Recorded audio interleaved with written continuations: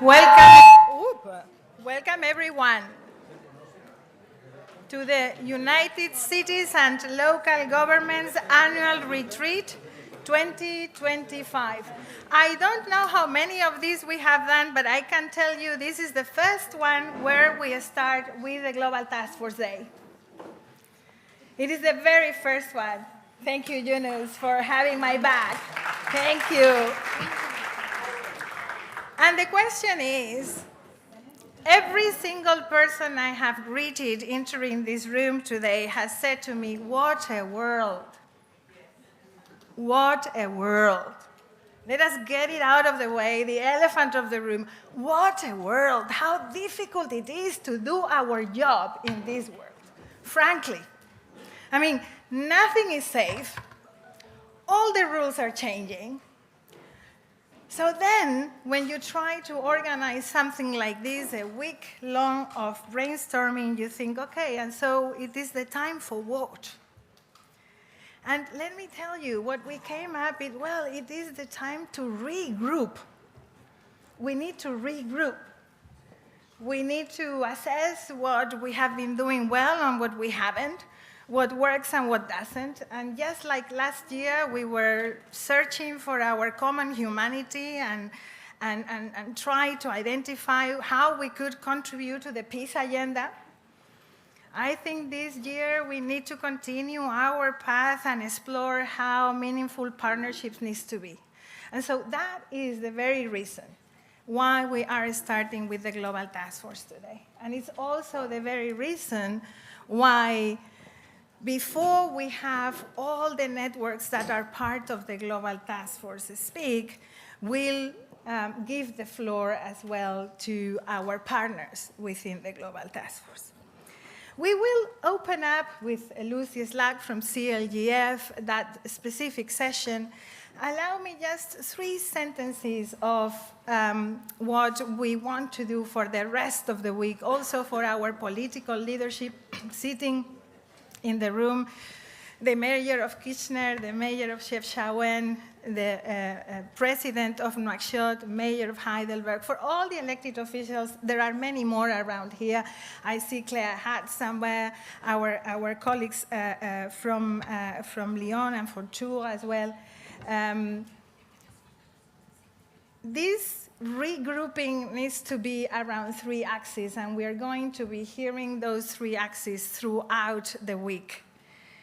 We need to regain trust, and it's not only trust between people and the communities we serve and the institutions, but we also need to regain trust in the instruments that we have built for ourselves. And I think today that's a very, very important question. How do we ensure that we build on that trust and we make those institutions and those mechanisms stronger? We also need to develop an agenda of resilience, and it is an agenda of resilience that is not only for external factors and the polycrisis that we know we are facing around climate, but also about injustice or democracy. But it's also an agenda of resilience to ensure that we don't only represent a few, that we as municipal international movement do not contribute to polarization. And that is a resilience that is not simple to build. And it's a resilience that we will only be able to develop if we go about with our own strong agenda and don't build our agenda only reacting to others' agendas, but producing our own. The people in this room have been working on that for years. I think we need to get back that spirit. And thirdly, it needs to be an agenda of vision. It needs to be a movement that counts with the vision of those that are important now and will be important in the future. It's an agenda for the full life cycle, but it is an agenda of the young people as well. And it is youth that needs to help us develop vision that we need to transform into action. So those are the 3 axes that are going to be important for our discussions. This particular day, this afternoon of discussions with the Global Task Force is going to be focusing mainly on that trust and our capacity to act upon it. So Team, let us kick the Global Taskforce Day. Welcome to the UCLG Retreat.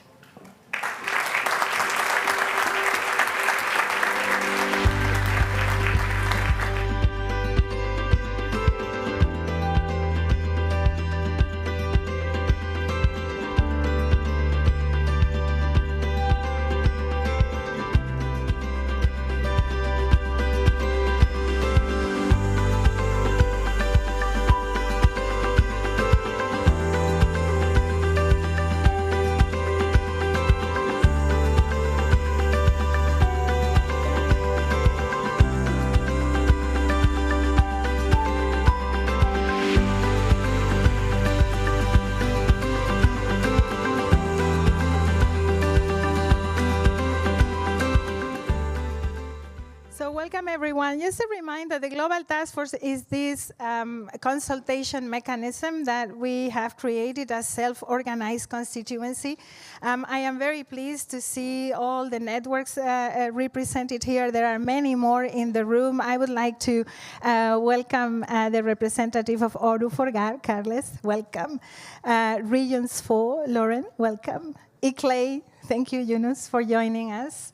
My co-chair for this meeting, Lucy from CLGF, Frédéric Vallier, representing IMF, Natalia, welcome from Regions 4, the Global Parliament of Mayors, thank you for joining us one more year, C40, Donor, it's really a pleasure to have you with us, and Carlos, thank you for joining us from FMDB. There are, of course, many other members of the Global Task Force, and some of them are in this room. All the UCLG sections are members.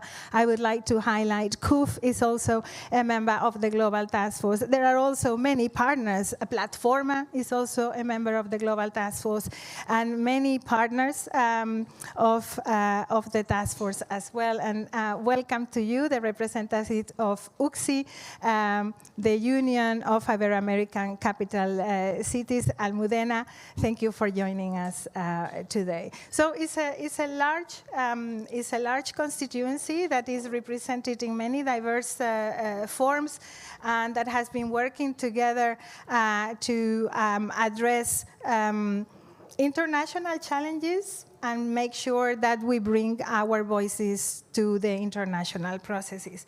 I would like to invite Lucy Slack, the Secretary General of CLGF, to say a few words to open up this meeting and then go straight into the introduction of the first roundtable. Lucy, the floor is yours.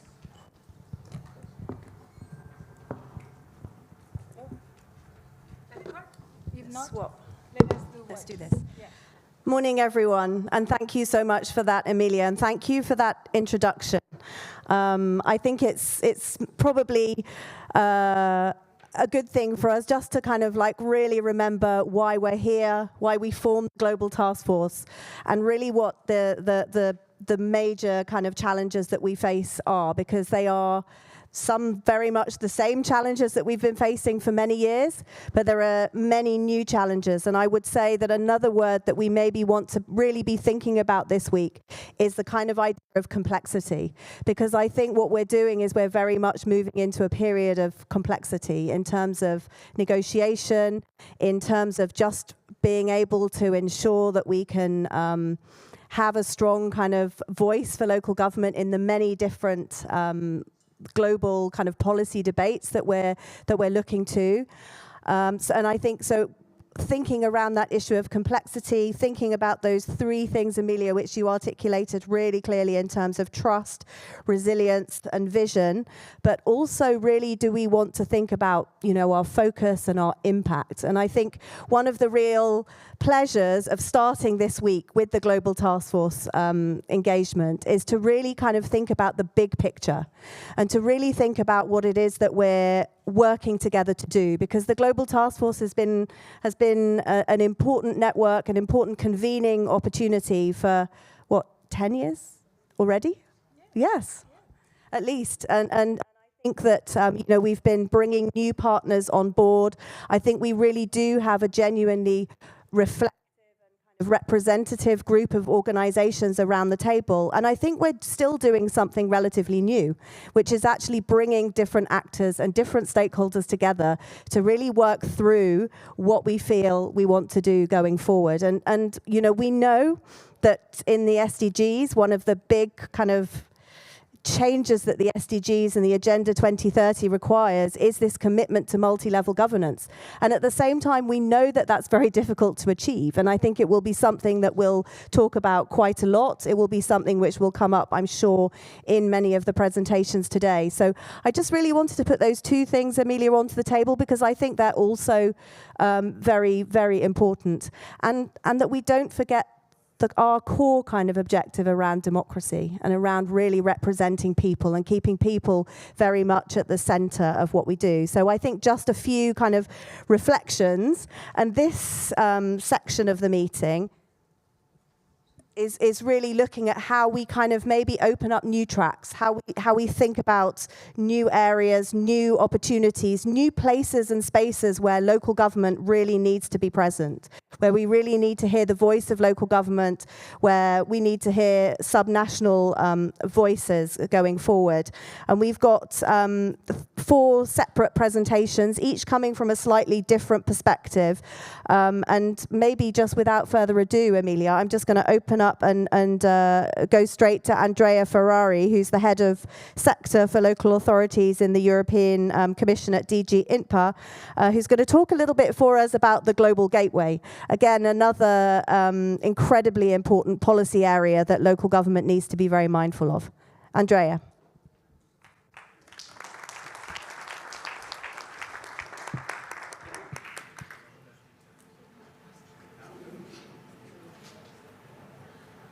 Me? Yes. So good afternoon, and thank you for inviting the Commission, the European Commission today here with you and share a few thoughts about the role of Europe in development cooperation. Wow, what a theme. And about the Global Gateway, our main strategy to deliver our cooperation, development cooperation. And first of all, we need to see in the past 20, 25 years how Europe was losing economic and political influence in the world. This is important to highlight because the Global Gateway is a sort of response to that. And also, Europe still remains the first donor in the world, together with member states, but the Europe's perception is very low. And this is since the 90s.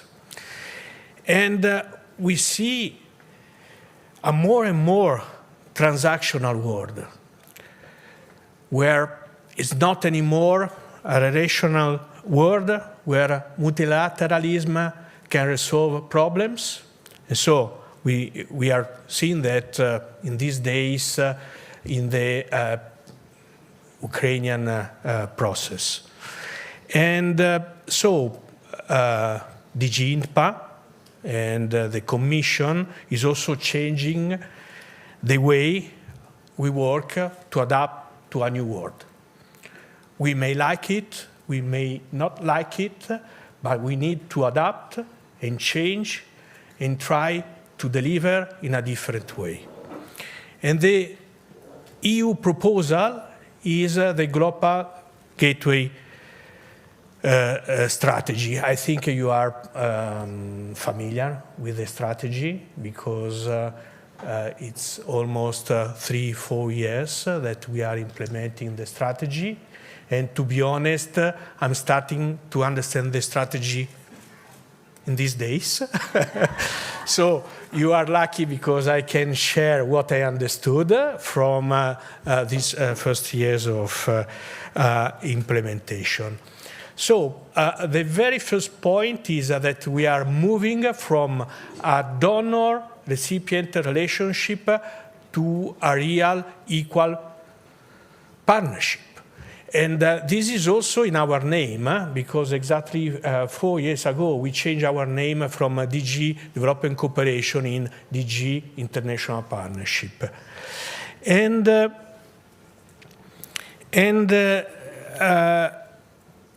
we are trying now to match our partner interest with European interest. And for example, the strategic global compass on defense, or the upcoming clean industrial deal, or other European policies for which we would like to align more our international cooperation and be more coherent.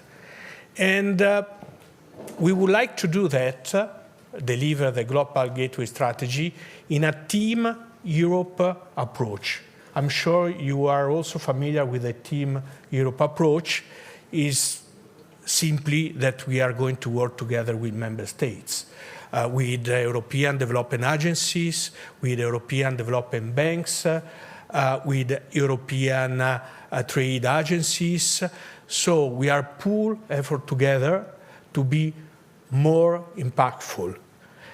And the third, I will say, innovation is the involvement of the private sector, and in particular of the private international financial sector, because the gap is so huge that it's impossible for a single donor or partner to fill in. And so the Global Gateway, I don't want to spend too much time on describing the Global Gateway. Is an investment offer, but is not simply loans from European development banks. We are offering to the partner that would like to cooperate with us a package that includes loans that are not coming from the Commission, are coming from European development banks. What the Commission is doing is to complement the loans with a package with different tools, blending, grant, technical assistance, that can complement the loan and deliver to the partner a package that can be also economic sustainable, that can be social and environmental sustainable, and bringing some European values in terms of human rights or gender. That's the ambitions of the Global Gateway strategy. And all the package, we call it 360-degree approach. So that's new for you today, maybe, because it's also new for me in the office. And so we start call it the package 360-degree approach. So when you were listen, this word should remind to the Global Gateway.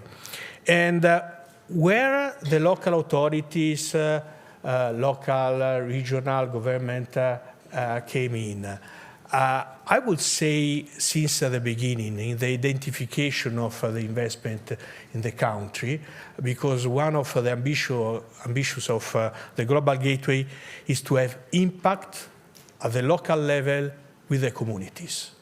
We know that in the strategy, local authorities are not mentioned, but local communities, yes. And if we want to deliver to local communities, there is no other way than working with local actors, local authorities, and civil society. And we created a consultation mechanism. We call it a Global Gateway CSO LA Advisory Platform in Brussels. And through the platform, we are consulting Global Association of CSO and LA and get suggestion the way we are implementing the Global Gateway worldwide. And this is building trust, I think, the platform. Even if we can improve the platform, I know we are just starting. We started last year. I know there is space of improvement, and we will adjust it according to the need of our partners. But this is a clear mechanism that we would like to replicate also at the country level to build trust between partners. Let me give you just a few elements of the new budget of the European Union. And you know, we are already started discussing the framework, the next budget 2028-2035. And there are clearly some priorities in terms of defense, in terms of migration, in terms of digital transition and climate transition, enlargement. You know, there are some countries waiting to join the European Union. But we have also some limit in the construction of the budget, the Brexit. So we have one country less. And we will start repaying the EU Next Generation Fund, the one we created to recover from the COVID. And we are talking about 25-30 billion per year coming from the budget. Yeah, I will close it here just to say that the budget will be simplified, will be flexible, also to attract finance from private sector, and also new mechanism for revenue sources like the carbon tax. And last word about the Forum 2025, we are co-organizing with the Committee of the Region. That will be in December, from the 7th to the 9th of December. We are organizing it together with our partner UCLG, AIMF, CLGF, Platforma. And so you are all invited to the LA Forum in Brussels in December this year, where we will discuss the inclusion of local authorities in the Global Gateway. Thank you.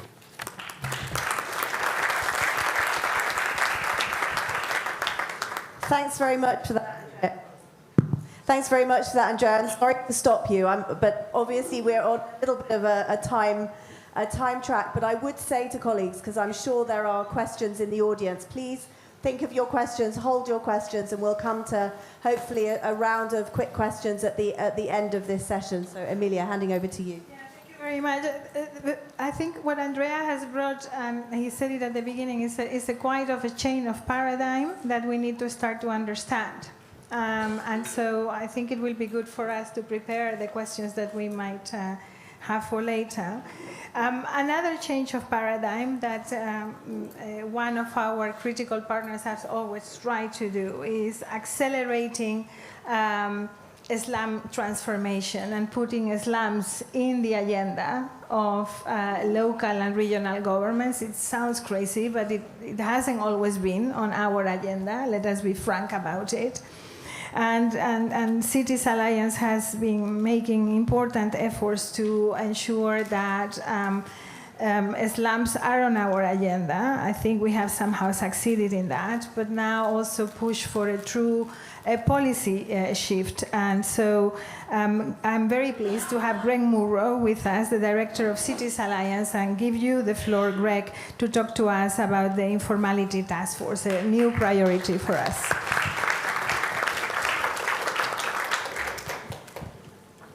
Just looking to see who's doing my slides. Right.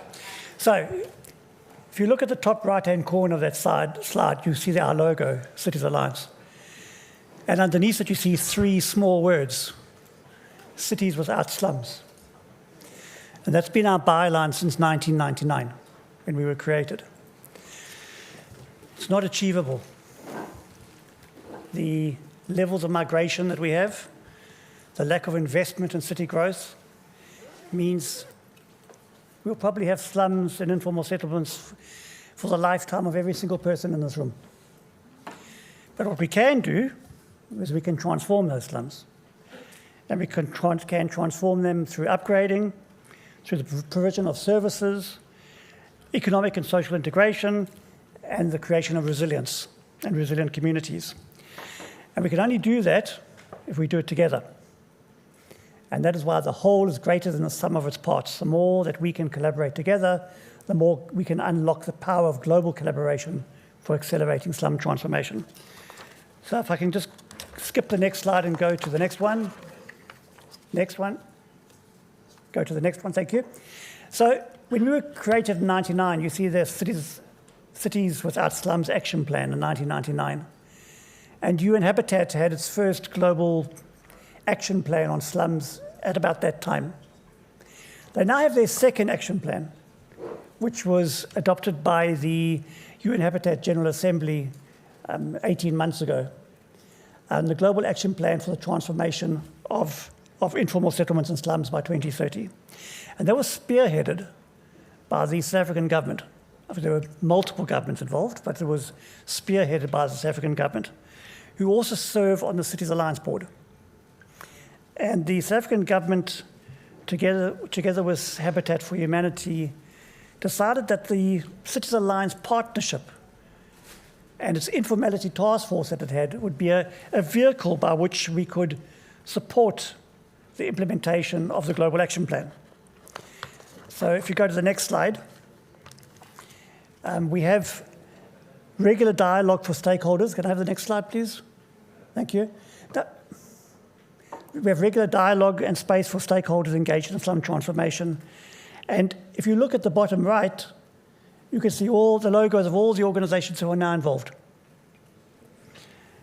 So if you skip to the next slide, it actually names some of them. And so we have members of the Global Action Task Force, we have other Cities Alliance members, we have other stakeholders, and there's just a list, and UCLG is on that list. We have regular informality task force meetings on a voluntary basis. We have, it's every month, we look at issues of advocacy, we look at issues of capacity building, and most importantly, how we can actually implement in our various cities a slum upgrading program and how we can finance it. So the next slide is we acknowledge the magnitude of the complexity and we commit to coordinate our actions, share knowledge and mobilize resources. We have a coherence of development partners, increased political commitment, and that also includes, and especially includes, mayors at local level. So it's not just national government. Technical and financial capacities of local partners, and to mobilize resources and investments. So we are also talking to the development banks, that they are also part of this process. And the focus of the work on the next slide is coordination and advocacy, knowledge and capacity building, if you look down the right, and implementation and demonstration, so pilots, joint programming, and actual implementation across housing and services, land, spatial planning, governance, policies, community empowerment, data, finance, and skills. The next slide shows that we have a number of milestones. So in fact, we have, during the World Urban Forum, we had an interministerial dialogue between South Africa, Brazil, and India. And at a ministerial level, the three countries are very keen to politically drive and implement this process across those three countries. Plus, two other countries are very keen to be engaged as pilots, and one is Mexico, and the other one is Kenya. And we have a number of proposals for joint implementation developed across those countries, and we are mapping prioritization for engagement. So if you go to the next slide, and for 2025, we will continue the work of the task force in advocacy and the development of proposals for joint implementation. So what does this mean to the people in the room and UCLG? Because UCLG is on the group. So if we go to the next slide, what are the possibilities for amplification of engagement with UCLG? Because we can talk about collaboration, but if we don't put local government and civil society at the heart of this, we won't achieve anything. So possibilities for further engagement and amplification with UCLG. So promotion of the progress, development of the monitoring framework, and communicate progress to spotlight best practice slum transformation, for example, during U20. So UCLG is a mechanism for us to get political endorsement and coverage globally through some of the issues such as U20. To look at support of communities of practice on slum transformation with UCLG members, dweller organizations, and further implementing partners. Support for communicating needs and demands of local implementers, and to increase technical and financial support for integrated slum transformation. We won't talk to national government on our own. We need the mayors next to us. We need the mayors on the right-hand side, and we need civil society on the left-hand side when we talk to national government. And then, Emilia, we're being very bold in saying we think that it would be wonderful if this was included into the declaration to the social summit from UCLG. And we've even been so bold as to put some suggestions down, that there was a recognition of the global slum crisis and the multidimensional issues of poverty. And that there is a UN Habitat resolution that's been endorsed by all the sovereign states that sit in the Assembly. And that we encourage national governments and international financing organizations to commit to increasing technical and financial capacity to local government. Because if we don't have that, we won't have any slum transformation, and we'll just have a monthly meeting that'll go on ad infinitum, and we won't ever achieve anything. So my final comment then is that, yes, the whole is greater than the sum of its parts, but the whole is not whole unless we have local government and we have civil society. So that's my message, is we need UCLG not just participating, but to be one of the drivers of the Global Action Plan for slum transformation. Thank you.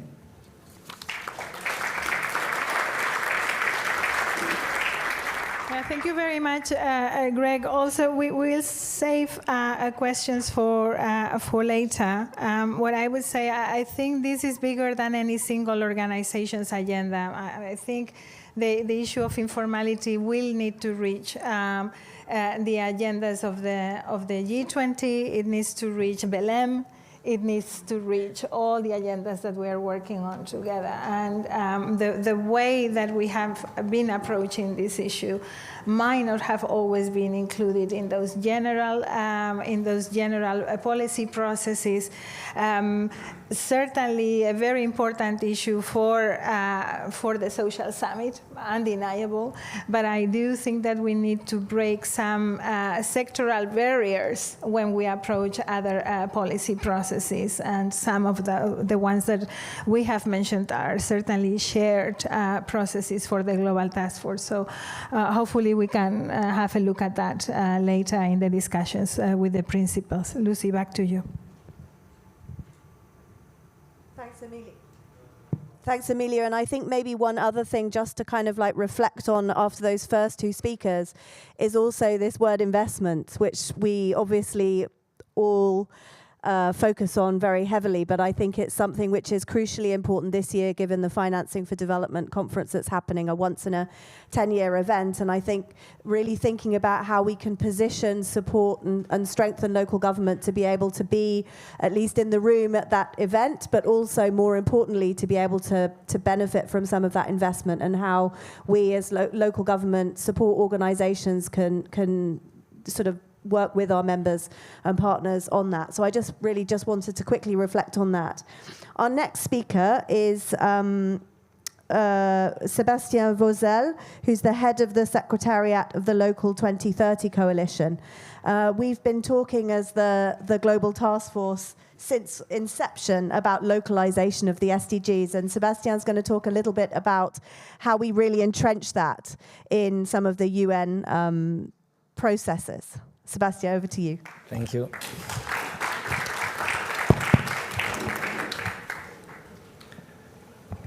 Buenas tardes, good afternoon, Assalamu alaikum.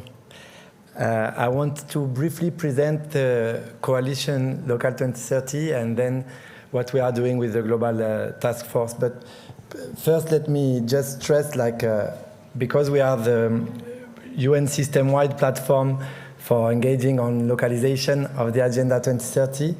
I wanted to stress that for the UN, not on local and regional governments as such, but also as leader of a broader ecosystem that exists in cities and regions and that are by nature multi-level connected also with national priorities, are necessarily part of the answer to the multiple crises that we are facing and that Emilia started her address with.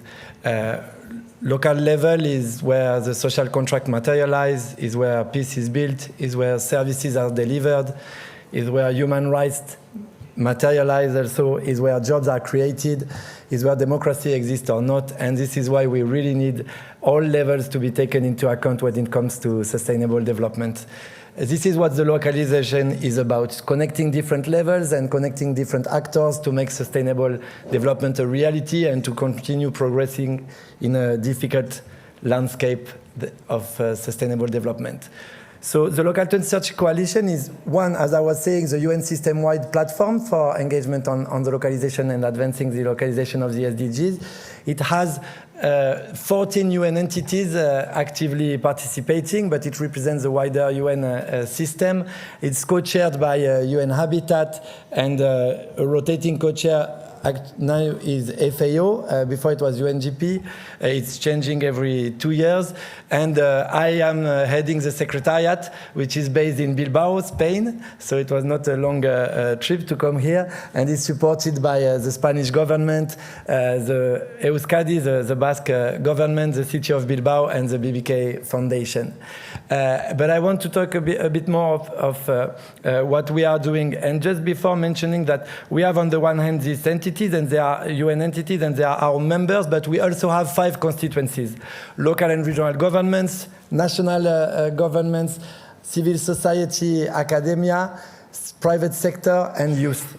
And with these UN entities and these constituencies, we are addressing 3 main work streams to enable connection for higher impact and systemic transformation. Because when we talk about the Agenda 2030, we talk about systemic transformations, transforming systems, and transforming them now, because we have only 5 years. So it's almost an oxymoron, and we need to make it happen. And making it happen means leveraging solutions that already exist. It's not time for creating new things. It's time to scale up what exists already, and most of it exists already in your constituencies, in your cities, your regions, and you are already acting upon it. So it's like supporting you in scaling it up and making it known.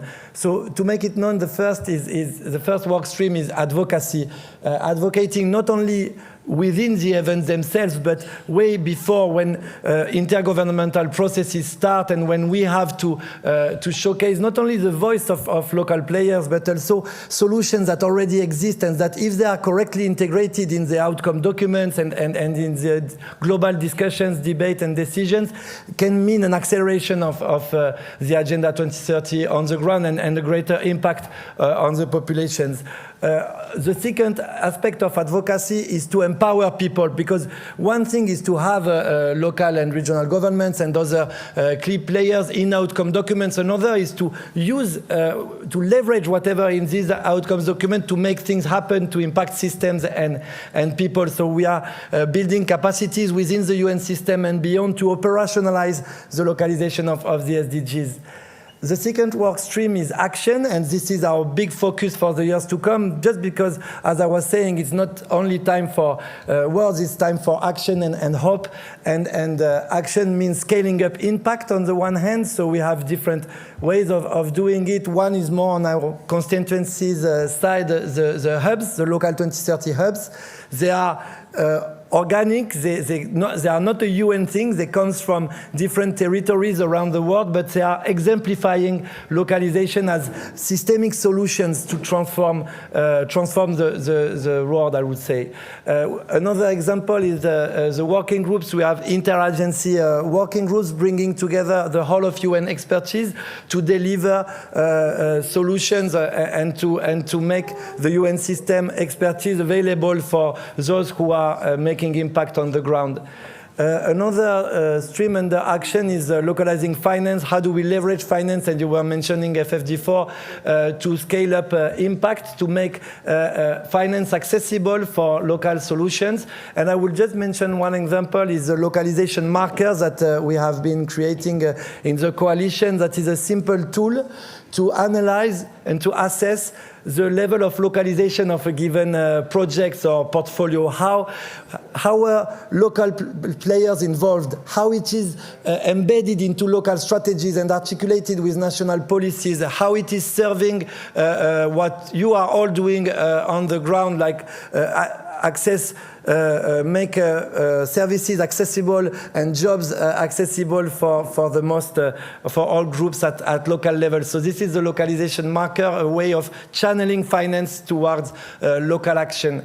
And then the last work stream is monitoring, because I think, and Emilia was also talking about it, it's indeed time for action. It's also time for building up the narrative and showing the differentiated impact of local action to a bit counter alternative narratives that are not aligned, say, with the 2030 agenda in general. And so the monitoring side, we focus on the one hand of creating these spaces for dialogue amongst multiple stakeholders and multiple level of governance to make sure that we are on track and that we are all aligned and within a policy coherence framework to go in the same direction towards sustainable development.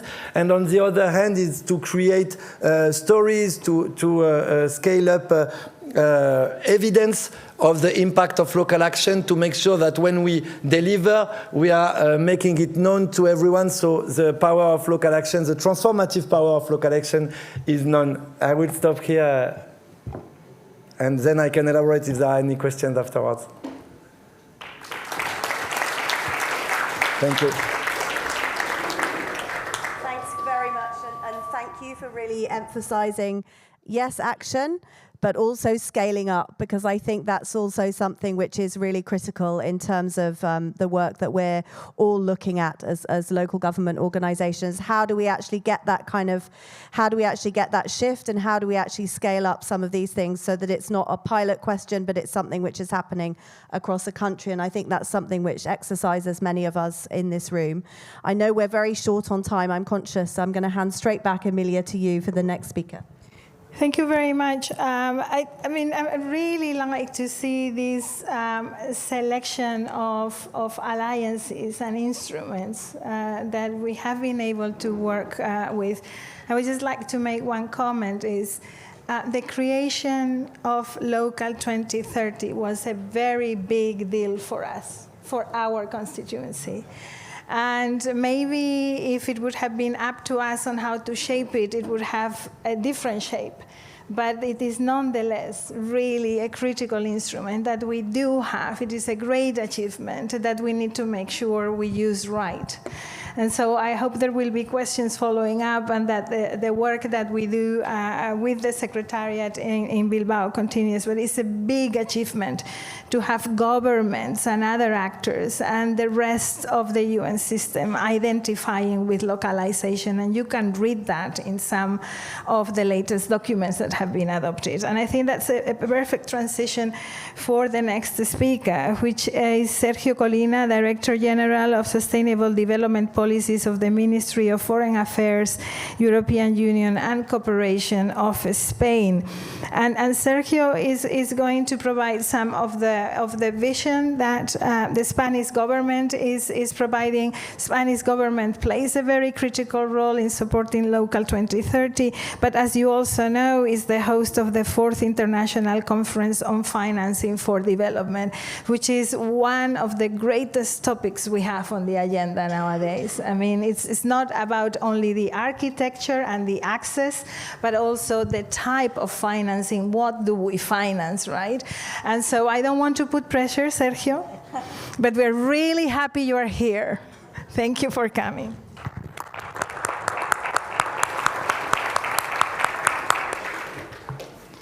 No, thank you for having us. It's always a pleasure. Well, as you were mentioning, and as you know, Spain has been very, very committed, very involved in fostering, accompanying the localization agenda in multilateral spaces, and also to make sure that the role of local and regional governments is in sustainable development policies and international cooperation is more and more taken on board in important documents and strategies. At the same time, you also know that internally we have a very thriving decentralized cooperation because of our constitutional, institutional, territorial structure. So I think that's the two-sided approach to localization and the role of regional and local governments that we are trying to combine. Our experience both with a very diverse decentralized cooperation ecosystem internally, also experience in incorporating territorialized approaches in international cooperation, and in the last years with a special emphasis on localization and in the multilateral sphere. And this year we have the luck, possibly not exactly luck, but I think it's a good opportunity to have two big, highly relevant events that we think are important for us, but also important for cities and international networks of local and regional governments. And both of them are taking place in Sevilla in the space of some months. So there we see a window of opportunity that we want to share with you. First of all, we will be having the World Forum on Local Economic Development in April, and then FFD4, or the 4th International Conference on Financing for Development, in July. So starting with the first, it's an initiative, a space led by local governments, but supported also by the Ministry of Foreign Affairs and Cooperation of Spain. And we see there a really interesting opportunity to bring the international community at large to really focus on thinking and continue fostering local solutions and ideas for local development. I think on the first hand we have there a multi-stakeholder also initiative, so I think that's the kind of alliances for sustainable development that we are also all very much aware that we need to continue building, because as other speakers said, so that the whole is more than the sum of the parts, and we really need to have all these multi-stakeholder, multi-level alliances in place. Again, we have the luck here to count on the leadership of FAMSI internally, or the Andalusian Municipal Fund for International Solidarity, and so a perfect combination also to continue fostering an ambitious but also integrated vision. I think it's also important. You were talking before about silos and sectoral approaches, which are important, but also I think it's important that we continue having these integrated, multidimensional spaces for visions that include the new urban agenda, territorialized approach to international cooperation, and the contribution of local and regional governments to accelerating the SDGs through local economic development, to make sure that all these narratives and concepts that we have been working on the most global multilateral levels really reach all the communities, and that as the only way to make sure that no one is left behind.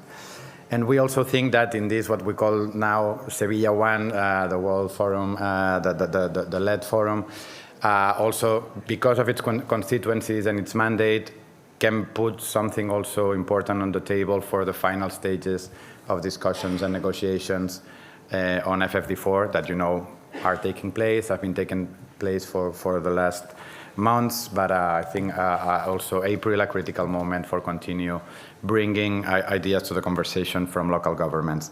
And then again, we have FFD4 in July. It's been identified by the whole international community as a critical opportunity for a milestone in the way we think and we act on financing for sustainable development.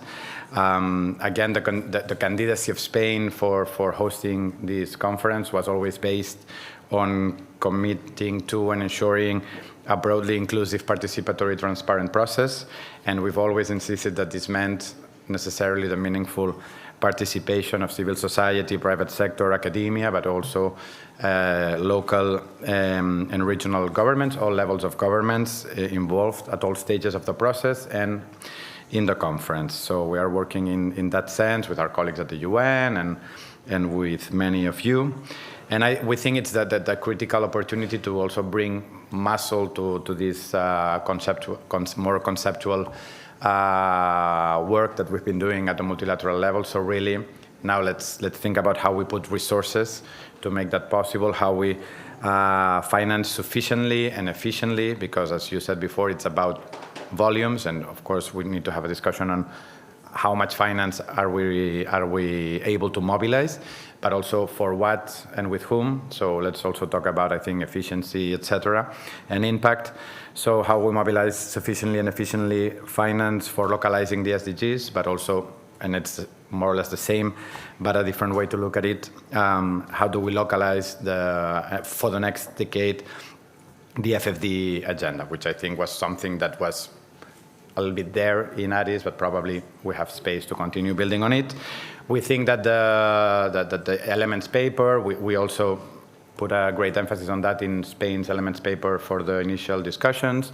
I think it's there in the zero draft. Of course, we will need to continue working all together to make sure that a strong wording is kept there throughout the process. But again, what we really seek from Sevilla is not just another conceptual document, which I think is very important, but I think we've done that, but an ambitious but realistic agenda that is action-oriented, that puts on the agenda for the next year's specific actions that we all commit to continue fostering to really make this happen, and then also to have a strong follow-up mechanism to ensure that we can monitor and have transparency on which steps forward is really taking every actor, including on localizing the agenda. So we really think that if we manage, despite all the threats to multilateralism and to sustainable development and to international cooperation that we are seeing around, we really think that in 2025 we managed to really join the dots strategically, and through Sevilla 1, the World Forum on Local Economic Development 2, Sevilla 2, also joining forces with the Local 2030 Coalition Hub and ecosystem that we've been also building around the city of Bilbao. So again, I think another important point in the equation, and they've been doing great work with all the actors to build on ideas and finding evidence and etc. And also through the G20 initiatives, and we are trying to revitalize again the PLIC, the platform for intermediary cities and localization of the SDGs. So if we really are able to jointly join all these dots, the two Sevillas, Bilbao, and the G20, I think we have an important window of opportunity to achieve some breakthroughs that will be meaningful, relevant for, of course, cities and local and regional governments, but also, of course, for governments. And of course, also Mondia Cult, another big event in Spain. I think we always have been very aware in the Spanish government about the link between culture and sustainable development, the role of cities and urban spaces with culture from an SDG point of view. So again, I think we have many spaces for opportunity that we really need to take to make the most of it. So you can count on the government of Spain to try to accompany all these dynamics, and we are looking forward to continue working with all of you in this approach. So thank you very much for the space.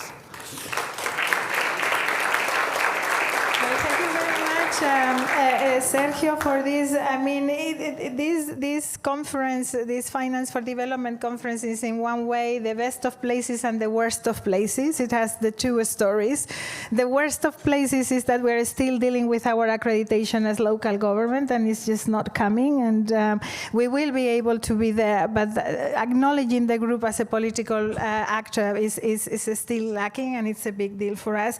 The best of places is that, well, the zero draft is not bad for us, and it's talking about our capacity building of local authorities. Is also talking about building a whole of government approach, which is not bad, if we compared what we have, and we have an excellent host that actually knows what decentralization is. The co-facilitators are a different story. You have Canada, you have Norway, you have Nepal. If I remember correctly, and you have Mexico. So at the end of the day, we have many friends of local governments among those co-facilitators, but there is still a lot of work to be done. And I think our co-president, the mayor of Kitchener, Barry Brabanovic, was there on our behalf in the preparatory session that took place last week. There is progress, but is not where we would like it to be. So let us hope that the second Seville, following an inspiring first one, will help us move forward. Back to you, Lucy. Thanks, Emilia. And without further ado, I'm going to take us to our next speaker. In many ways, Sergio already opened opened this one up. But as Sergio said, and as colleagues around the room know, UCLG puts a strong emphasis on the role of culture and the importance of culture across everything that local government does, including the localization agenda and the development agenda. So it's great to welcome our next speaker, who is Paz Portales. I hope I've pronounced that right. Sorry, apologies. Who's an education program specialist from UNESCO, going to talk to us a little bit about Mondial Cult 2025. So just rounding out this session. Thank you very much. And to take advantage of the diversity, I will switch to Spanish if you don't mind. Having advantage that we are in Spain. And I'm Chilean. So, buenas tardes a todos. Buenas tardes muy especiales. Les traigo un saludo del subdirector general de la UNESCO para la Cultura, el señor Ernesto Tone. Muchas gracias a United Cities and Local Government por la invitation. La UNESCO agradece especialmente esta invitación a acompañarlos en esta reunión tan importante. Reciban, por favor, un cordial saludo y nuestro reconocimiento por el enorme trabajo que ustedes hacen en favor de la cultura. La próxima, por favor.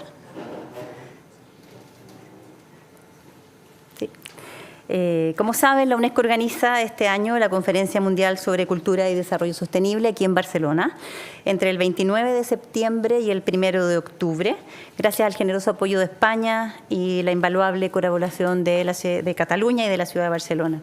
Muchos otros aliados también estarán presentes, nos están colaborando, están apoyando también, entre ellos, por supuesto, UCLG, les agradecemos mucho por eso. Mundiacult 2025 pretende ser una conversación global sobre la cultura que contribuya a reconocer su papel fundamental en la consecución de todas las dimensiones del desarrollo sostenible. La próxima, por favor. El impacto que busca la Mundiacult es potenciar la contribución de la cultura al desarrollo sostenible, contribuir para que los Estados miembros mejoren la distribución de oportunidades de acceso, disfrute y participación en la cultura y en la creación cultural y protejan el patrimonio cultural en todas las circunstancias. También ayudar a fortalecer, por supuesto, el multilateralismo y la acción colectiva en la cultura. Por eso que este encuentro es muy importante para nosotros y estamos felices de estar aquí. La próxima, por favor. La Conferencia Mundiacult abordará las prioridades establecidas en la Declaración de Mundiacult 2022 y, a proposición de España, incluirá también 2 temas adicionales. En total, los temas que vamos a abordar serán los que tienen aquí: derechos culturales, tecnologías digitales en el sector cultural, cultura y educación, economía de la cultura, cultura y acción climática, cultura, patrimonio y crisis, y 2 temas adicionales: cultura y paz, inteligencia artificial y cultura.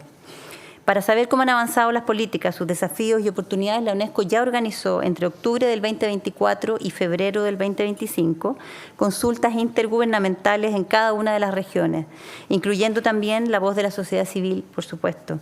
En ellas, todos los temas recibieron un apoyo generalizado. Un objetivo central de Mundiacult 2025 será acordar los contenidos esenciales de un objetivo independiente para la cultura en la agenda post-2030. Como ustedes saben, cada vez se reconoce más que la cultura es un pilar fundamental del desarrollo sostenible, no necesito decírselos a ustedes, que posee un valor intrínseco y es un factor esencial para alcanzar todos los objetivos de desarrollo sostenible de las Naciones Unidas. La próxima, por favor. La ausencia de un objetivo de desarrollo sostenible dedicado a la cultura en la Agenda 2030 ha creado importantes lagunas en la aplicación de la agenda, obstaculizando a veces la capacidad para aprovechar mejor el capital cultural y localizar los esfuerzos de desarrollo. como escuchamos recién.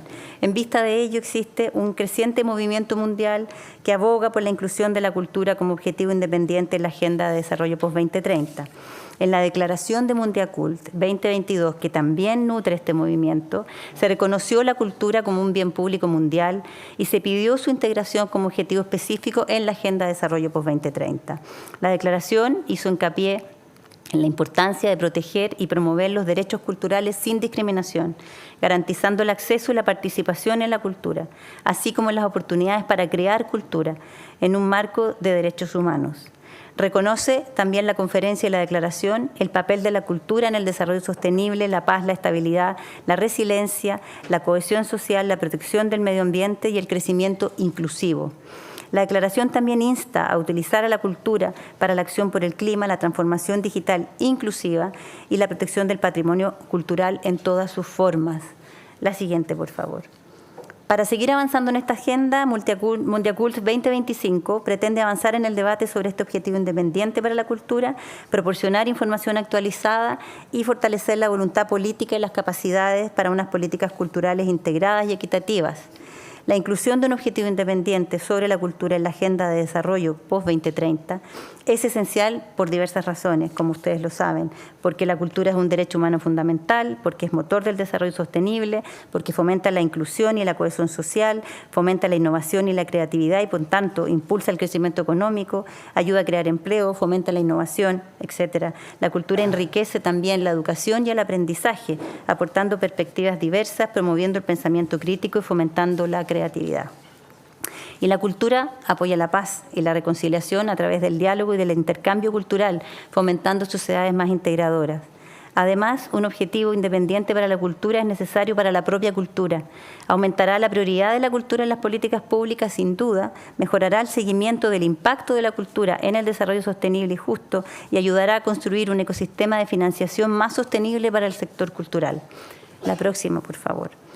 Con miras a contar con voces del ecosistema cultural en la conversación global que pretende organizar Mundiacult, estamos invitando a todas las organizaciones interesadas a participar en diversas oportunidades hacia esta conferencia. Por ejemplo, hemos abierto un llamado para organizar eventos paralelos durante la Mundiacult, pero también antes y camino a la Mundiacult. La siguiente, por favor. Hemos abierto un llamado a presentar piezas de información y de conocimiento para enriquecer lo que queremos sea una biblioteca digital colectivamente producida que contribuya a alimentar la conversación sobre la cultura y la agenda presente y futura de la cultura. Los invito a estar atentos a estas oportunidades que ya están abiertas en nuestra página.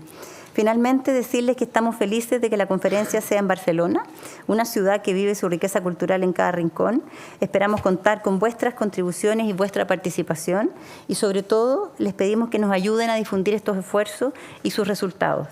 Ha llegado el momento de reconocer la cultura como pilar central del desarrollo sostenible. Trabajemos juntos para garantizar que la cultura ocupe un lugar central en el próximo marco de desarrollo mundial, creando un futuro en el que la cultura prospere y en el que todas las personas puedan vivir con dignidad, respeto y oportunidades. El futuro que queremos es un futuro forjado a través de la cultura. Muchas gracias.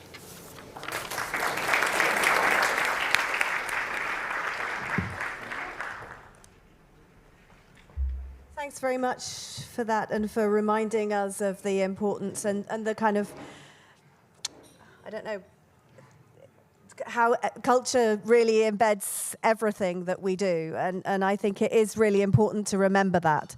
So, yeah, thank you for that. And I'm conscious we have Emilia run slightly over time.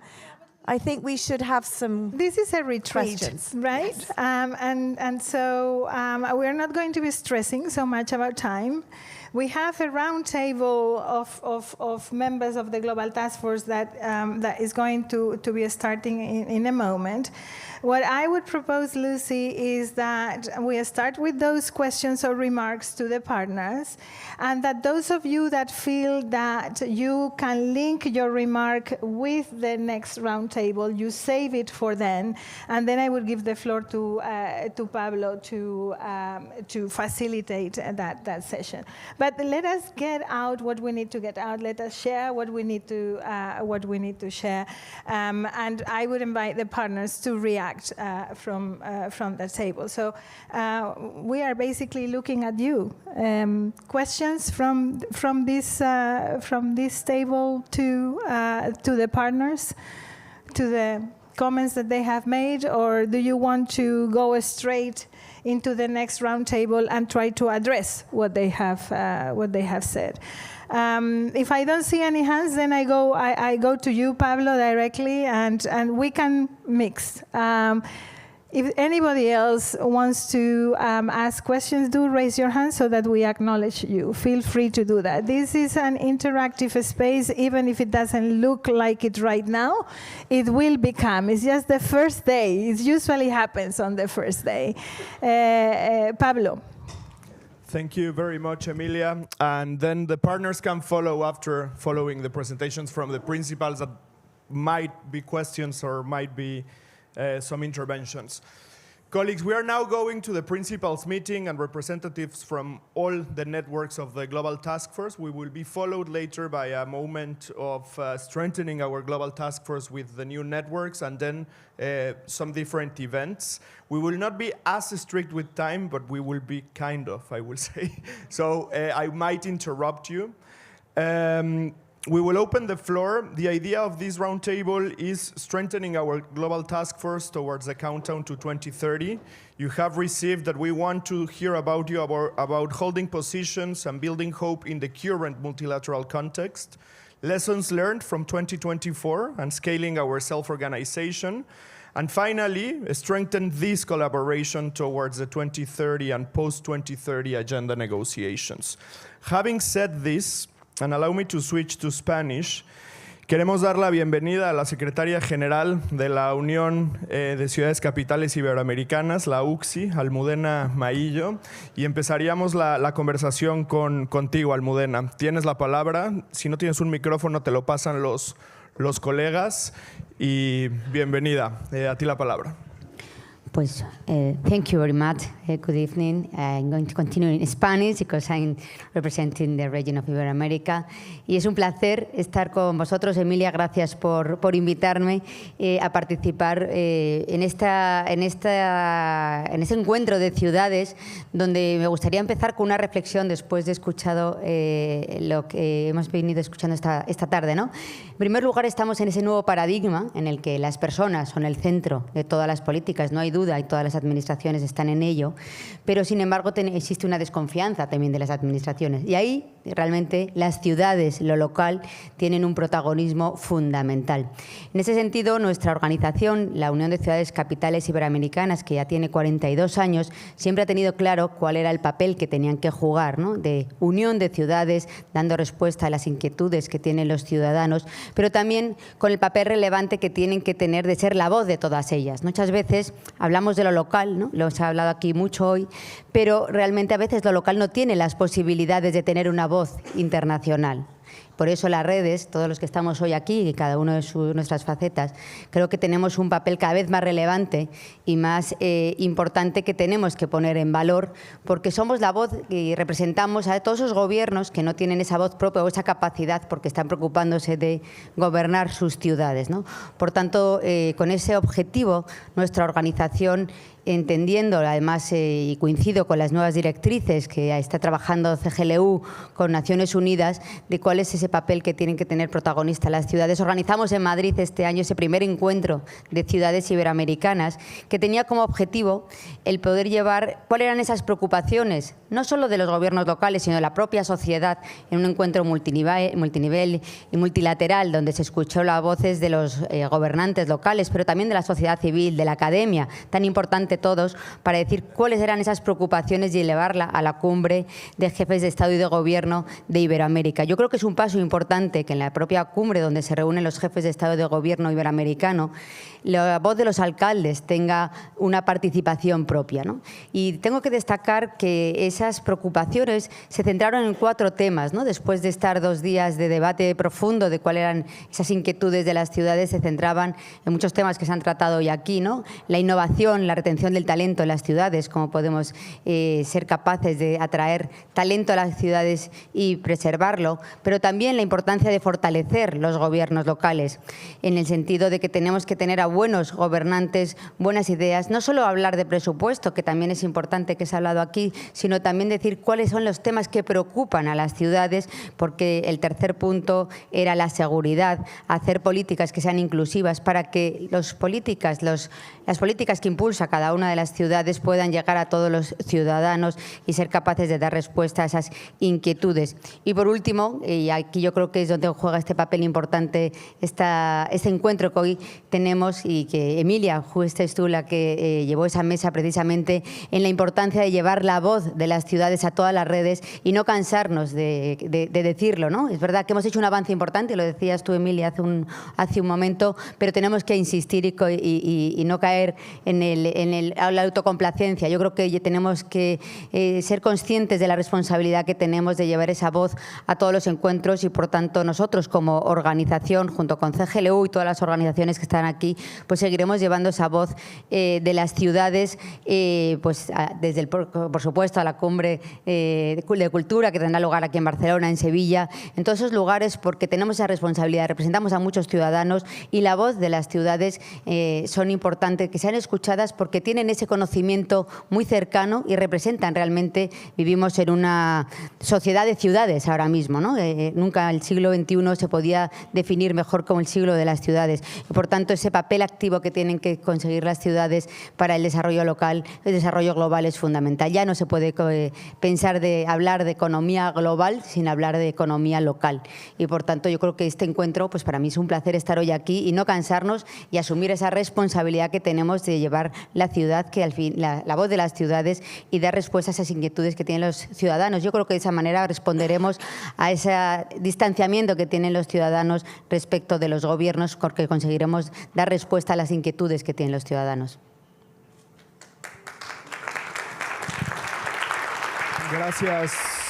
Gracias, Almudena. We go back to the idea at the beginning of building trust, of really ensuring a seat at all tables, all multilateral tables, not only one. It's not only the United Nations that we are trying to bring our voices together, and our self-organization goes beyond the UN spaces. We have the G20, for instance, but as well we have the Ibero-American Union. Thank you very much. And colleagues, the floor is open. I don't want to be strict. We might have chance to go back to one another if questions are raised. So I'm seeing you, networks of the Global Taskforce. And I will start then with Lauren Sorkin from Resilient Cities Network. Lauren, the floor is yours. I will go after Lauren to Frédéric Vallier from the International Association of Francophone Mayors. Welcome, Lauren. Pablo. Thank you, Emilia. So I'm Lauren Sorkin. I'm the Executive Director of Resilient Cities Network, or the Resilience Lady. Before I share a very few remarks with you, I actually want to borrow from my other hat, because for those of you who know me well, you know that before I started my urban journey, I was a development banker and a yoga instructor. And it's actually the latter that I want you to come with me for 30 seconds. So everyone needs to put both feet flat on the floor. Put down your mobile phone, put down everything, and close your eyes. And I want you to take a very deep inhale through your nose, and then let it out through your mouth. And then inhale. And now I want you to think of one reason that you started to do the work that you do now with local. And then exhale. And then one more deep inhale. And think about what brought you here today. And then exhale.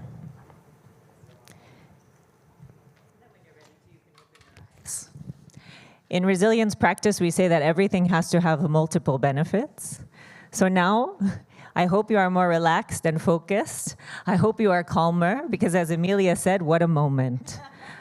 And I think we all have to remember to breathe, and we also have to remember how grateful we are actually to be in this room. So thank you to Emilia and to the whole team, really, for creating this space, because it's a very positive space, and we're all here with our global colleagues. So thank you.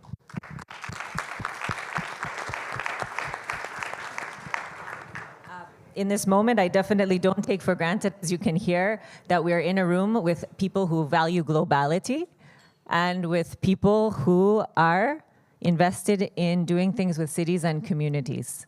You can probably tell by my accent, I vote in America. And so this has been a very, very hard time, I think. And it just emphasizes how much we have to invest in leadership. But back to resilient cities. In resilient cities, we have now been working for a decade on the resilience agenda, and listening to the comments today, it's so heartening to hear how many times the word resilience is emphasized. But I think it's really high time that we define, and I think, Greg, you emphasized this in your work program, that we have to be specific about how we deliver on these very, very ambitious goals. And I think there are just 3 things that I would like to share about that reference your axis, Emilia, because I think it sets us up very well. I think the first is around how we have to continue to stick to our principles, to be holistic, and to show that you can be holistic, invest in people and institutions, and that the results are specific and tangible. When we started to work in Resilient Cities Network, we invested in institutions and chief resilience officers, and in different context, there are different kinds of roles and different kinds of things that we need to do to make sure that the people and the leaders in our cities are strong enough to deal with this moment. So we need to make sure that the investments are still coming to those people. In that, also, I wanted to say that the comment that we need to be inclusive is so important. In our network, we've had a very tough several years because both Tel Aviv and Ramallah are in the network, and it's been very difficult at times to get everyone together to have very honest and open conversations, and that's just one example. But we need to continue to do a better job of bringing together these dialogues and making space for different opinions and to truly be equitable. And I think the last one is really around funding and financing. And funding and financing are not the same. As I said, I'm a recovering development banker, and it's really time we have to bust some of these myths about how we invest in our cities. We cannot continue to cherry pick projects. We have to put our cities and our communities back in the driver's seat and help them to develop the kind of portfolios that include many investments that are attractive to different kind of financing. At Resilient Cities Network, we have opened an urban finance resilience task force. And I would say that if there's one thing that you remember, it's that that is open, and that we are very, very happy to have anyone who is in this room come and join us, talk to us about it. This Global Taskforce is the first initiative that Resilient Cities Network joined once it became an independent organization after we spun it out from the Rockefeller Foundation. And Emilia, this space that you create, this community, is the reason why. So thank you. Thank you. Thank you very much, Lauren, and thank you for that exercise. If you allow me to go personally to your first question, I was professionally born during the New Urban Agenda. And this, we need to link it to a process that was truly inclusive, not only for local governments, but we have here SDI, we have the General Assembly of Partners in the room, we have the youth represented, Habitat for Humanity. And this process about taking stock, it's turning 10 years next year. And it's the type of questions that we need to raise in this meeting, which is what has worked and what hasn't. Why housing is, again, nowhere to be seen in the global discussions, and things like this. So this exercise that you were making us think, for me it's interesting because it also has to do with inclusiveness and sticking to our principles, as you were referring, which is we are here, we are still here, and we are still self-organized to be looking for those spaces in these challenging times. So thank you for this, and now I'm going to Frédéric Vallier from the International Association of Francophone Mayors. Frédéric, welcome, and the floor is yours. Thank you, Pablo. Thank you, Emilia, for the invitation. I will turn it to French now. Bien sûr. Je voudrais saluer notre vice-présidente Fatimetou Abdelmalik qui est avec nous aujourd'hui et puis d'autres membres qui sont dans la salle. Moi, je voudrais faire quelques commentaires et revenir peut-être d'abord sur la première parole d'Emilia, le besoin de confiance. Je crois qu'on a un grand besoin de confiance, mais qu'on a du mal à avoir confiance dans l'évolution du monde, évidemment, aujourd'hui. Et je crois qu'il est important aussi de ne pas laisser de côté le fait que le monde que nous défendons collectivement ici est en danger. Il est en danger parce qu'on voit bien les conflits et les guerres qui existent partout dans le monde, mais on le voit aussi par le retrait des États du Nord global dans le soutien au développement. Je salue l'action du gouvernement espagnol, mais j'ai bien conscience qu'il est malheureusement un peu isolé dans le travail qu'il conduit aujourd'hui, avec évidemment le retrait des États-Unis de l'USAID, mais aussi les diminutions des budgets nationaux en Europe pour la coopération au développement et la diminution aussi des budgets des collectivités territoriales, en tout cas pour mon pays en France. Et donc c'est un vrai risque pour ce que nous défendons. Alors, j'ai entendu notre ami Andrea sur le Global Gateway. C'est bien qu'au bout de 4 ans, tu arrives à comprendre ce que c'est. Moi, je n'ai pas tout à fait encore compris. Mais en tout cas, il y a quelque chose qui est, à mon avis, très important aussi à passer comme message. C'est que c'est très bien de vouloir faire des investissements et de soutenir l'investissement dans les pays en développement. Mais il ne faut pas oublier aussi qu'il y a des territoires dans les pays en développement qui n'ont pas encore l'accès à l'eau, qui n'ont pas d'assainissement, qui ont des besoins primaire de développement, et que à vouloir pousser l'investissement et s'orienter vers des projets entre guillemets bankable, il ne faudrait pas qu'on en oublie aussi les besoins essentiels des populations dans le Sud. Alors c'est un peu évidemment la marque de fabrique de l'AIMF qui n'est pas une organisation de plaidoyer. On compte évidemment sur ces GLU et les autres organisations pour conduire ce plaidoyer, même si on peut contribuer. Mais l'AIMF est avant tout un opérateur de développement, un opérateur de projet dans les villes du monde, dans l'espace francophone évidemment. Et je voudrais dire que ce que je vois depuis 9 mois que je suis en poste, puisque je suis un jeune dans l'organisation, c'est la réalité de ce que peut être de la coopération au développement construite par les villes et en partant du besoin des villes. Et c'est très important de partir du besoin des villes et de construire ce développement.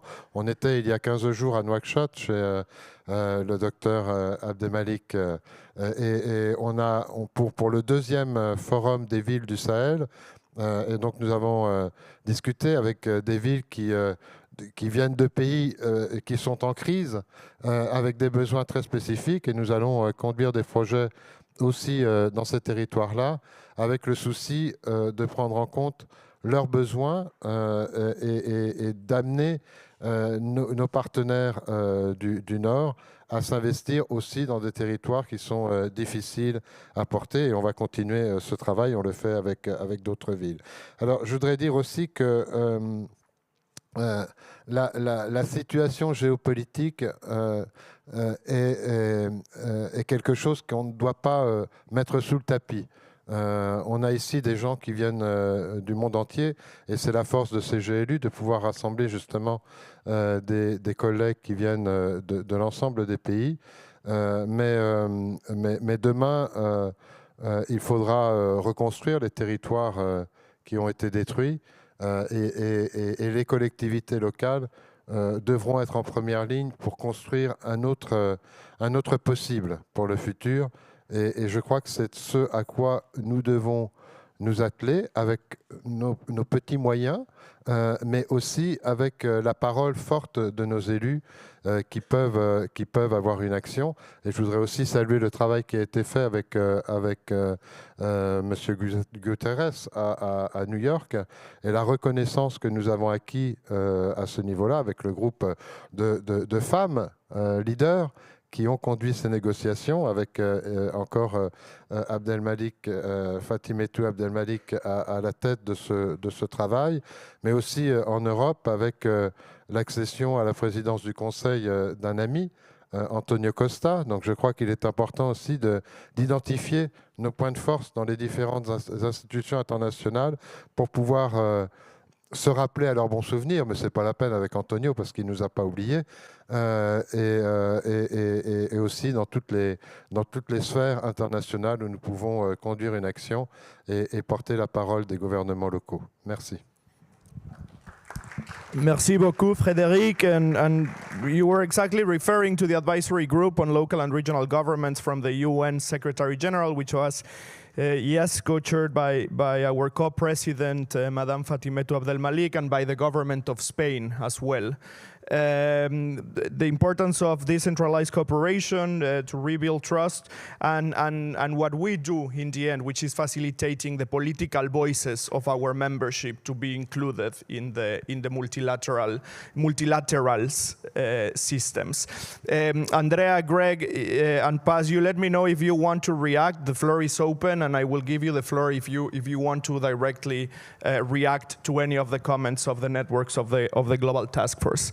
Having said this, please allow me to give the floor to Carles Llorens from Orufogar. Carles, the floor is yours, and they will give you a microphone, or Yunus will give. Tienes la palabra. Bien, ici tout le monde parle sa langue, et je dois dire bona tarda a tothom i benvinguts. Et après, je profite de parler en espagnol s'il y a la traducción. Bien, Emilia no nos ha pasado un guión de lo que debemos explicar aquí y, por tanto, yo diré unas cuantas cosas quizá un poco inconexas a raíz de todas las cosas que se han comentado, ¿no?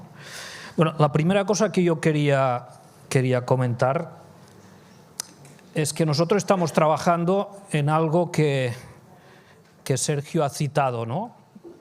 En julio vamos a tener una cumbre sobre financiación, que es de la mayor importancia porque al final de todos los debates siempre tenemos el mismo tema que tiene que ver con el presupuesto, con los euros, los dólares o lo que sea. Por tanto, es un tema fundamental. Pero yo quería decirles que nosotros básicamente estamos trabajando no para lo que va a suceder en Sevilla en julio, sino por lo que también ha mencionado Sergio, lo que va a pasar del 1 al 4 de abril. Del 1 al 4 de abril nosotros tendremos nuestro 6º Foro de Desarrollo Económico Local. ¿Y por qué subrayo lo de nuestro? Porque, a ver, nosotros todos estamos acostumbrados a participar en los eventos que nos invita Naciones Unidas, ¿no? Y estamos haciendo nuestra labor de lobby y de representar los intereses de nuestros asociados en Naciones Unidas. Pero el Foro de Desarrollo Económico Local es nuestro foro,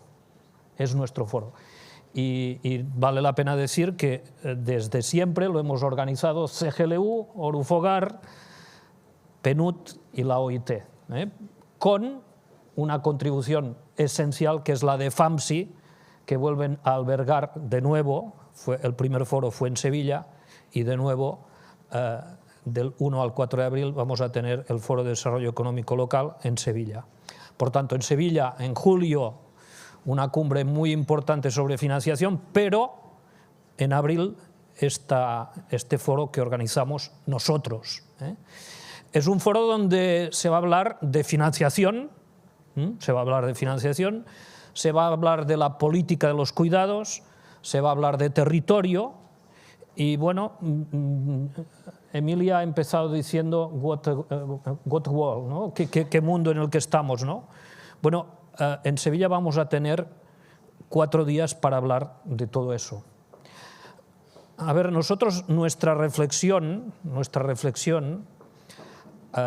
en relación a un foro de desarrollo económico local era la siguiente, bueno, hemos visto las limitaciones. Nosotros empezamos una parte muy importante de todos nuestros movimientos con la globalización. Sin la globalización nosotros en conjunto no se nos entendería, ¿eh? Nosotros somos un producto de la globalización, todas nuestras redes, ¿no?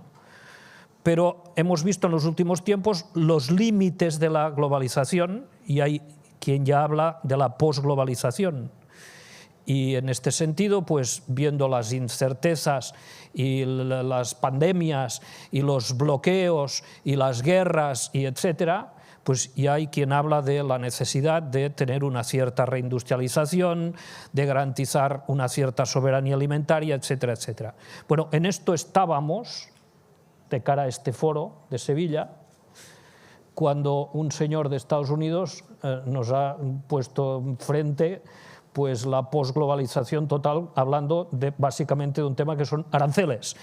Y por tanto, si alguien no quería hablar de este tema, pues creo que tendremos que hablar de un nuevo desarrollo que tendrá que ver con reforzar nuestras capacidades territoriales, porque no podremos confiar en una globalización abierta como la que habíamos pensado en cierto momento. Bueno, de todo esto es lo que vamos a hablar en Sevilla, por tanto, yo creo que es un evento muy importante en la que los 5 partners iniciales, pues en este momento hay otros que se han juntado y de los cuales estamos muy contentos y creo que es un evento muy importante. ¿Qué más vale la pena decir? Hombre, yo quiero recordar, a mí hay algo que a mí como secretario general de nuestra organización de regiones y en el funcionamiento en general hay una cosa que me pone muy nervioso, que es los deberes que nos olvidamos, ¿no? El año pasado aquí hablamos de la necesidad de escribir artículos en la prensa defendiendo, no hemos hecho nada. Y creo que tenemos que volver a poner sobre la mesa estos deberes, porque es más necesario que nunca hacer oír nuestra voz, la voz de los gobiernos locales y regionales. Y sí, estamos en Naciones Unidas, pero yo no sé si la opinión pública global nos oye de manera suficiente, ¿no? Y por tanto, yo creo que lo que dijimos el año pasado, que no hemos hecho, creo que tiene que ponerse sobre la mesa de nuevo y creo que sería bueno explicar a la opinión pública mundial que hay un planteamiento de defensa de la descentralización, de defensa del principio de subsidiariedad, de que aquí hay unos gobiernos locales y regionales que necesitan financiación, etc.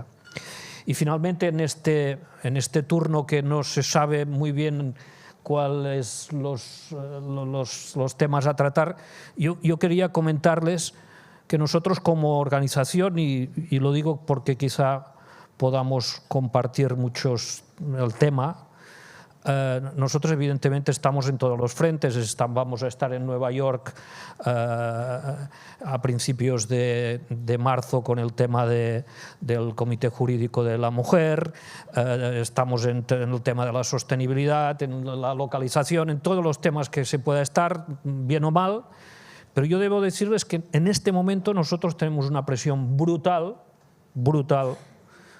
sobre todo de las regiones africanas,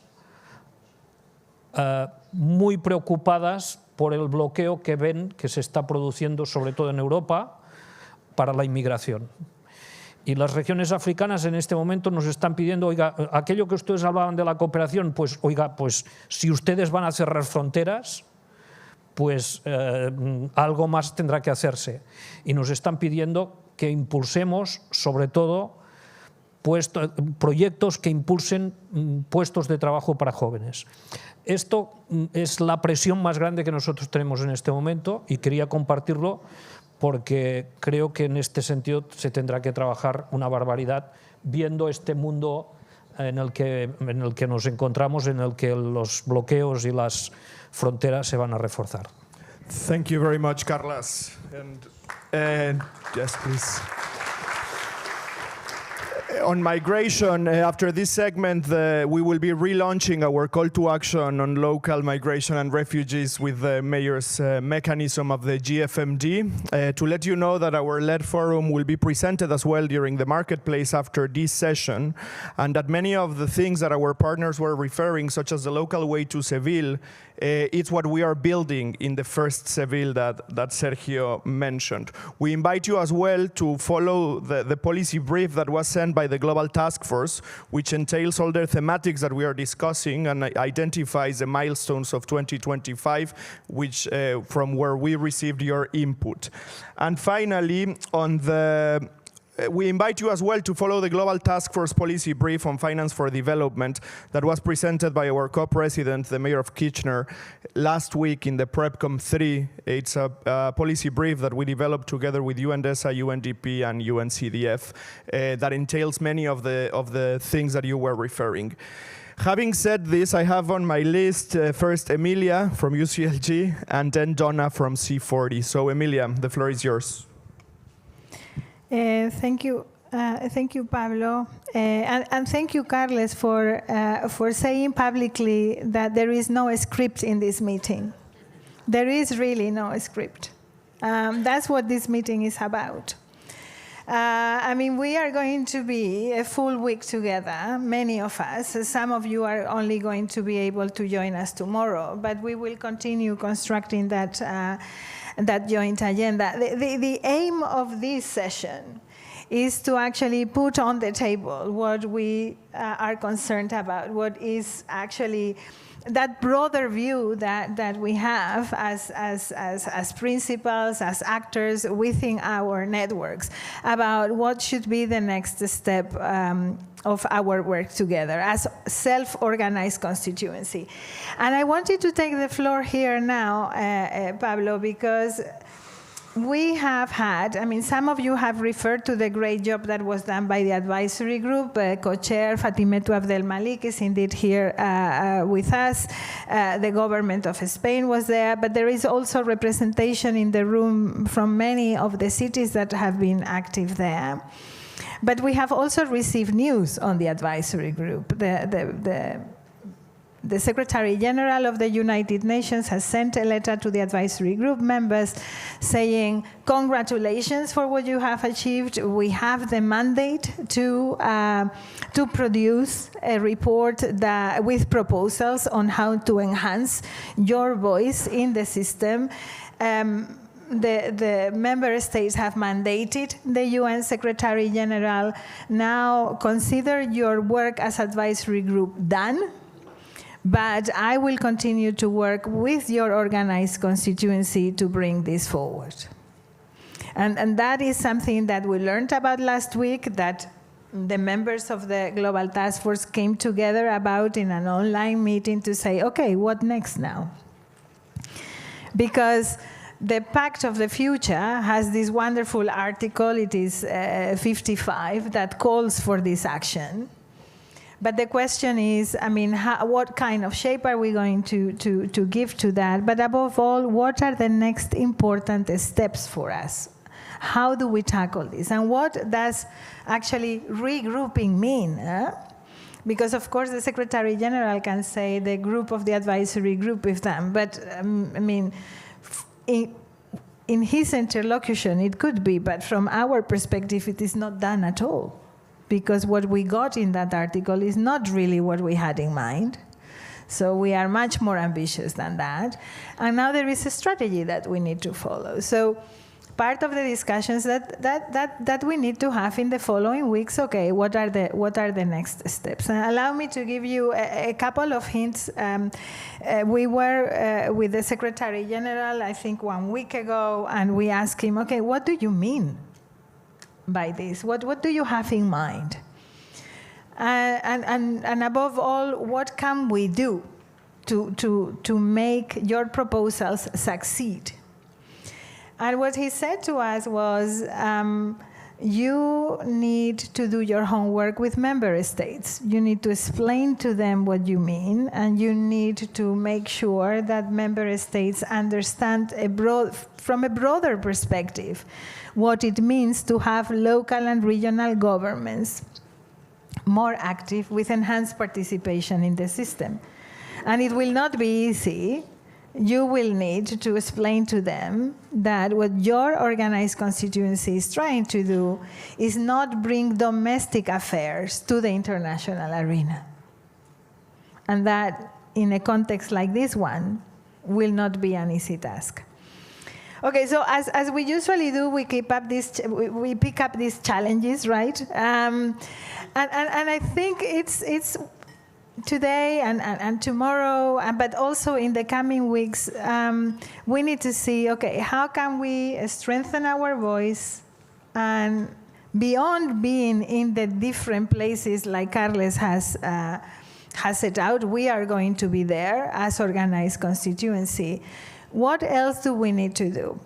And answering a call that Gino van Wegen did in our last meeting online a couple of days ago, I think we need an operational roadmap of how we want the interlocution with member states to go.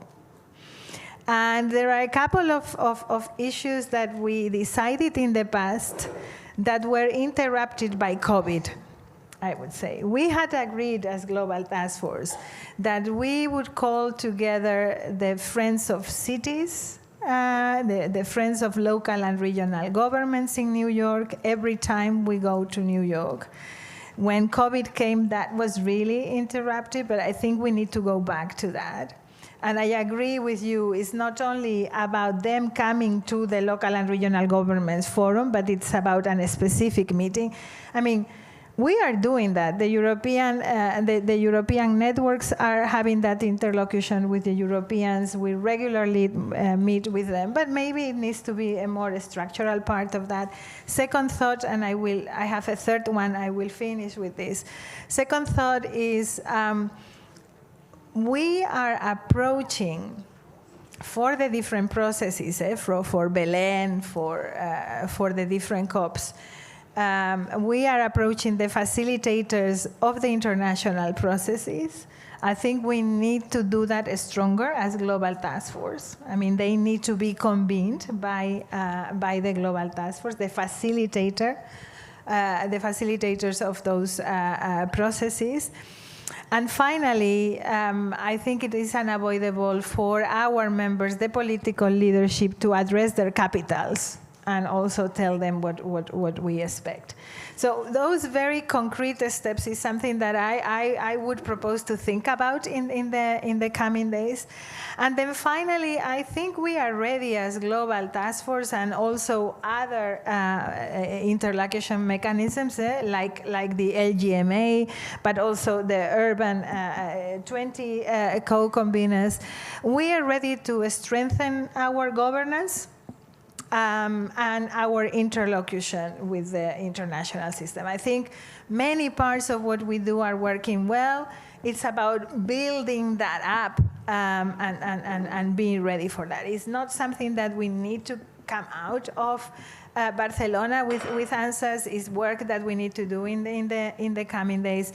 But I certainly think those are parts of a very important operational roadmap that are relevant for the coming months, and I very much agree. The Seville's meetings are going to be extremely important, but if I may, I hope that Beijing Plus 30 commemoration in New York should be part of that endeavor as well. So I leave it here. Thank you very much, Pablo. Thank you very much, Emilia. And well, many things, and for those who are not as familiarized with these many acronyms, but what we have is Action 55E in the UN Pact for the Future, which mandates the Secretary General to present a report to before September to the General Assembly. This will be slotted around July, and the action is what Emilia referred. We need member states to support the slotting in the General Assembly, but we also need support from member states of the General Assembly to keep momentum so that this report is endorsed and accepted by member states. Current President of the General Assembly is Cameroon. Very likely it will be Germany for the next period of sessions, and then the co-facilitators, which are the ones who negotiate the intergovernmental processes. This year we have Morocco and Belgium co-facilitating the World Social Summit. And the other acronyms, we will, of course, LGMA, we will hear it later, but it's the Local Authorities Major Group, which is also the way that we are recognized through the MGOs in the ECOSOC, and then we have the climate agendas. Having said this, I have Donna in my list from C40, followed by Yunus from ICLEI, and then from Ranier from the Global Parliament of Mayors, and then I see Regions 4. Donna, the floor is yours. Thank you, Pablo, and thank you as well, Amelia. I'm very pleased to be here, and C40 is proud to be a part of this Global Task Force. I think we've all mentioned the unprecedented times that we are living in, times of fear, of building walls, of extreme political events happening as regularly as extreme weather. Multilateral processes, of course, being shaken, as well as the perspective, as you were mentioning, of a global perspective itself. And I think in these times we need to ask ourselves, what is the role of our constituency, of local and regional governments? And for me, I think it is two things. Firstly, that we must provide hope to the world in times like this. Of course, our mayors and our other governmental representatives are fantastic advocates, but they're not just advocates, as has been mentioned, but actors, reducing emissions, protecting people from climate impacts, floods, storms, fires, providing social services, and facilitating inclusion. And this is where our power and credibility comes from as actors. And I think because of this, we can provide hope that action is happening, progress is happening, but also that global collaboration on these joint challenges can happen and remains happening. And I think this can't be taken for granted in times like these. And then secondly, and this alludes to how Amelia started us off, because I think it very much connects to trust. It is about the role of our constituency acting as a bridge. It is local authorities that are closest to their communities, that know where are their vulnerable populations and impacted populations, that engage with communities and civil society on policies and projects that deliver for them. And it is also local governments and our networks that have taken a leading role in engaging young people meaningfully. 25 of C40's megacities are now part of our youth engagement network, setting up or already having local youth climate councils to meaningfully engage young people. And we're proud to have almost 400 young people, climate leaders, who are working with our cities around the world in our youth hub. And I want to also recognize the leading role UCLG is playing in this space, foregrounding the vision and engagement of young people. So I think our constituency is therefore a bridge between national governments and communities, between this generation and the next. And this is how we can provide hope and build trust. Having said that, what does that mean for what Amelia was just talking to us about taking forward the operational roadmap that we very much need following the local and regional government advisory group and the Pact of the Future? I think, first of all, maybe although it was not everything that we wanted to achieve, we have to recognize the fantastic work that was done there. Really phenomenal in taking forward this opportunity. It was a huge amount of work of the advisory committee, but UCLG in particular, as the Secretariat. And we were proud as C40 to have 6 mayors participating on that. I think it's not our only opportunity from last year. It was a good year in this space for us. We had this, but also I've been enjoying the Listen to Cities hashtag because it reminds me of U20, which we were all in together with our co-conveners, where President Lula came and said, we must listen to the voice of cities. So our agenda is moving forward on this. And so the fact that we have this letter from the UN Secretary General with this commitment to moving forward is excellent. Our cities are asking for this. They're asking what is happening next, and they're very engaged. And using their voice, I think, is absolutely critical. So what do we need to get out of this agenda as it moves forward? I think we need to achieve an engagement mechanism that recognizes the 2 things that I mentioned. The local and regional governments are actors, political actors that implement policies, projects, partnerships. A different role to the also very critical role of civil society. And we need appropriate accreditation in all of these spaces. And that, of course, that we can act as a bridge between national governments and communities, youth and civil society, and also the role in which we play bridging between social and climate issues as well. In C40 cities, we know that climate action must have social inclusion at its heart because it's what our mayors are doing every day delivering climate action that also meets people's social and economic needs for housing, transport, employment. And neither social progress will be possible without climate action or vice versa. We were particularly pleased to see the recommendation made to national governments to convene and learn from multi-level partnerships such as CHAMP, another acronym, the Coalition for High Ambition Multi-Level Partnerships, which now has over 70 countries, with a commitment to engage cities, local and regional governments in the development of their NDCs. So having said all of this, I wanted to also offer some thoughts on some next steps. I think it is a very important steer from the UNSG about engaging members as we go forward. I wonder whether we can create any connectivity to the CHAMP initiative, which is also engaging lots of national governments here into this space. And C40 is very willing on this and on taking this operational roadmap forward to organize together, to divide up the work, to use the voice of our mayors, and to strengthen our governance and interlocution. Thank you.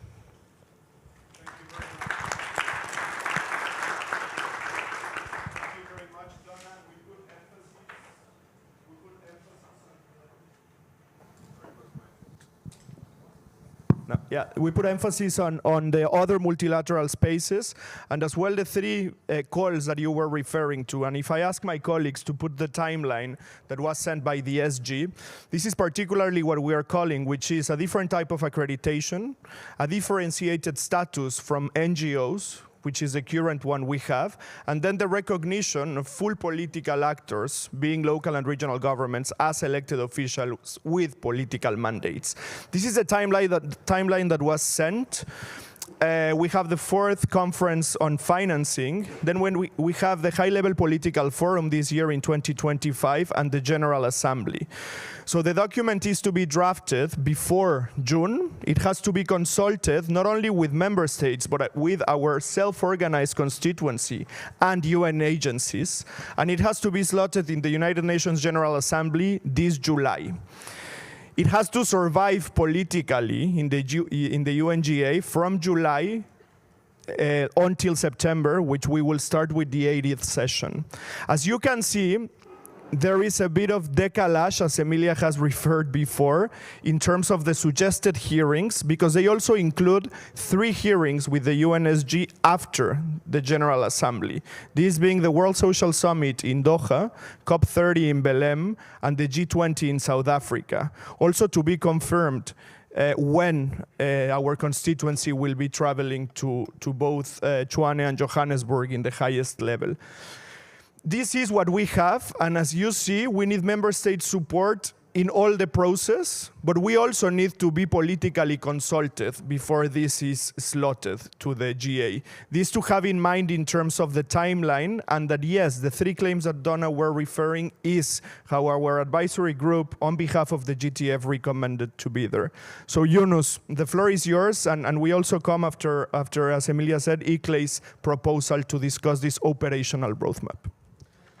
Thank you, Pablo. Thank you, Emilia. It's always a pleasure. Building on Lauren's exercise, when I was thinking of myself in the early days of our retreat in Barcelona, I was saying that this is the Davos of the local and regional governments. And seeing the Davos, the Munichs, and we don't know what will happen in New York's, Nairobi's, Geneva's collapsing, I am here because I feel safe, I feel happy, and I feel motivated in this space. And this is not just personal, but also the whole ICLEI family, because this is what we need. We have to keep ourselves united and moving forward. Great thanks for always hosting this space for us, and especially this year starting early. Sorry for the UCLG delegation, but I think this will help your discussions. I was thinking of speaking in Turkish, saying merhaba by the privilege of the president of UCLG later. Therefore, I just wanted to acknowledge the diversity of each of us. 2024 was difficult for the Rio Conventions, where we have been acting on behalf of Global Taskforce. This year is a bit different. So I would first start with the UN Secretary General's report, then build on COP30, and then finish with town hall COPs. On the UNSG's report, 3 points. First of all, a very practical proposal then some questions and some critical points, and some also way forward.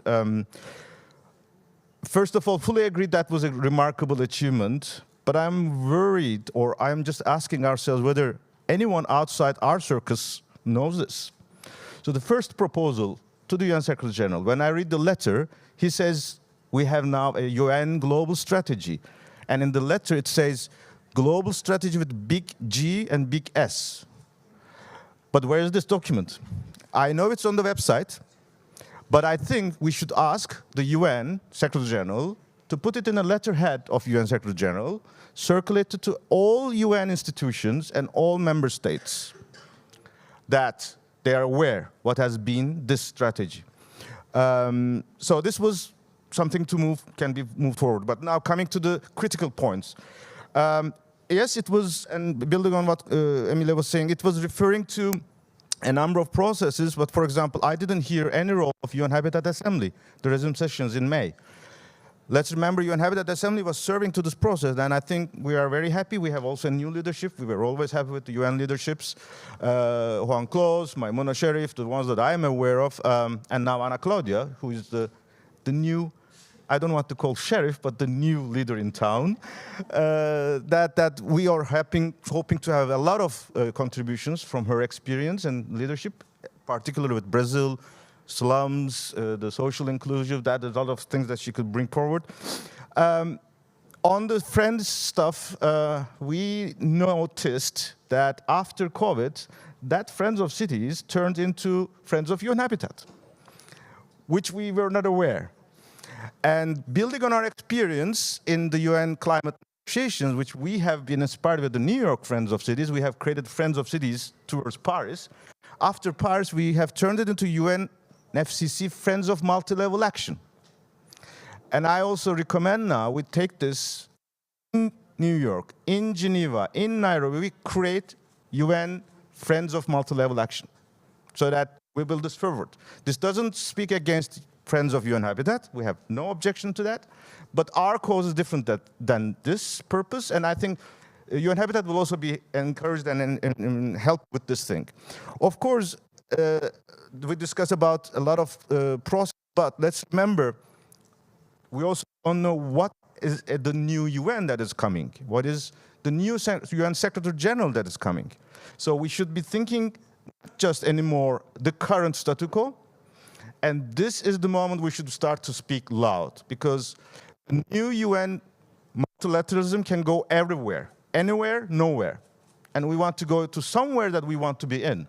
And we should maybe start to speak vocal about more inclusive practices.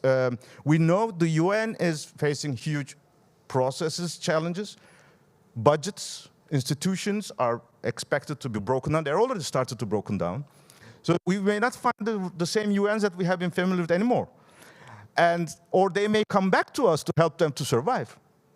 That's also happening a lot. So we have to think about, with our members, the cities and regions around the world, what it means with their relation with our organized constituency and their relation with the nations.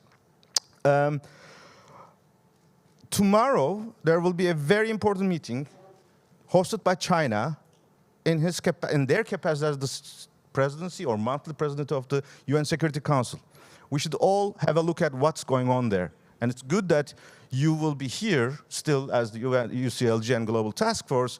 I remember the day after the war kicked off in Ukraine, so the UCLG was here and saying that we are here and we will do our best to help this process. I am hoping that we will be able to hear some interesting things from tomorrow's meeting. Let's keep this in mind. Let's be engaged to that.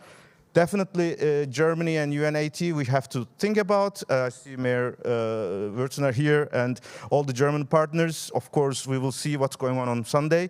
But Germany has also been a very strong partner of this process, which will not be left alone, so that they are continuing to keep this power and momentum higher. On the Global Taskforce governance, fully support. So happy that you take it from Gino. We have been improving our capacities from the LGMA, Rio Conventions. So happy to bring this forward. I know it was a bit long this round, but 2 points now on the COP30. This year's COP30 is for the first time, maybe more important, the way we prepare for COP30 is more important than we are in COP30 in Belém. There's one global opportunity that is in our hands at the national level, the new climate plans, and this is shortly new climate plans. It is one of the least, or one of the last opportunities for us to change track on our survival of our communities, countries, and our multi-level action. So we are recommending that before going to Belém, everybody go home and talk with your national governments. That will be my last point on town hall COPs. But on Belém, Brazil is the host. It's a very important country, climate federalism, Amazonas, inclusivity, informality, everything we can think about is existing in Brazil. And the great news is that from the Global Taskforce, we started in Cuenca. Now, last week we were in Brazil. We had very good relation with the government of Brazil, and that's also part of us why we are hopeful that there will be more things to expect in Brazil. And on the topic of the finance, 100 billion we were discussing, whether it is available or not, we'll see. 300 billion came from Baku. Another 1,000 billion innovative finance came. Unfortunately, it's very likely that none of these monies can exist. We already have seen 1/3 of the budget donor has given up, and it was addressed by other mayors and leaders as well. But there's one figure that is real, which is the Urban 20 announcement, 800 billion per year to urban development. So I think we have to start to think about what does it mean for us in this new reality, in the sense that some people are talking about 3%, 5% of their GDP to defense or war, but nobody's talking about their 0.7% for the ODA. We have to start speaking about that. If you do not take after your kids or humanities, why are you spending this money for? Because nobody knows what will happen at the end of these wars. So 0.7%, but more importantly, what is our national budget local budget from the global north? And how it is distributed, the finance discussion. Finally, town hall COPs. We would like to discuss today, this afternoon, tomorrow. It's an opportunity that we can step up local engagement, bridging communities to national plans. We are encouraging every city, every region to reserve one day from now until October that have a discussion, invite your national governments, bring your plans, and communicate via LGA, virtually even, so that you don't have to go to Belém, but your voices are heard there. I'd like to conclude also in that sense the role that we have created under the CHAMP, the role for the national associations. We'd like to continue. We had done this with Brazil, CHAMP, FNP, Deutsche Städtetag, and US Conference of Mayors. We have to expand more. And in this journey, in June, daring cities, during the UN conferences, we will use this opportunity to take stock and improve further, especially with the annual review of the 3 Rio conventions that we have announced in Riyadh during the convention on desertification. Thank you very much, and look forward to continue this dialogue. Thank you very much, Yunus. So, minor comments. Yes, the global strategy is deliverable for of the advisory group. It is a global strategy that was accepted as an advice from the group by the Secretary General. The group of friends, yes, is the group of friends of UN Habitat, but also of the New Urban Agenda, which is a hook where we is currently co-chaired by Poland and Zimbabwe. And it was created after COVID, as both of you said, during the follow-up of the New Urban Agenda in the General Assembly. So with this to be missed. And from Brazil, yes, we will be having a dedicated session tomorrow evening to this, and that we are already joined by the presidency of Brazil here with Francisco. Thank you for coming. He's now in the room with us, and he will be participating tomorrow. So building on the whole different processes. I will now go to Natalia from Regions 4 and after to the Global Parliament of Mayors. So Natalia, welcome. The floor is yours. Gracias, Pablo. ¿Se oye? Gracias, Pablo. Gracias, Emilia. Good afternoon, everybody. Buenas tardes. Thank you for inviting us to this always colorful and lively gathering, opportunities to reconnect. So as it has been said, we are at times of unprecedented challenges. So it requires unprecedented solutions. And the world being as it is now, why could we not think of an unprecedented stepping up of local and regional governments. Why not? If not us, then who? And if not now, then when, right? So the world is needing, as we have been hearing today, hope and trust and light. And yes, accelerated action, but it's not only a question of speed, it's a question of depth. It's a question of really building bridges across agendas, across worlds, across levels of government, across actors, and local and regional governments are particularly well placed for all this. So why don't we step up? Why don't we step up this year? Why don't we step up this 2025? Things that we can do better. Yes, I think we can do better in mobilizing the public opinion and getting journalists and the press as our allies in telling those stories of transformation, those stories of impact, and why we do make a difference. What can we do better? We can do better in giving visibility to what we have achieved, like was just mentioned regarding the UN Secretary General process, achievements, and this new strategy with capital letters that we just learned about. What can we do better? Getting better surrounded by the UN friends of multi-level action and engaging with member states. So I think these are things that we can work together this year. Another thing that I think we can also do better is to reinforce each other, cities and regions working together, because we are cousins, we are the same family, and whenever we speak for regions, let's speak of each other, let's remember each other. Whenever we have a flagship initiative that is cities 2030 countdown, then and we have regions for SDGs, why don't we make sure that whatever we want to, like the key messages, we really reinforce each other and we are part of the same coherent messaging. This year is 10 years of the Paris Agreement. The world is it's quite a different place now.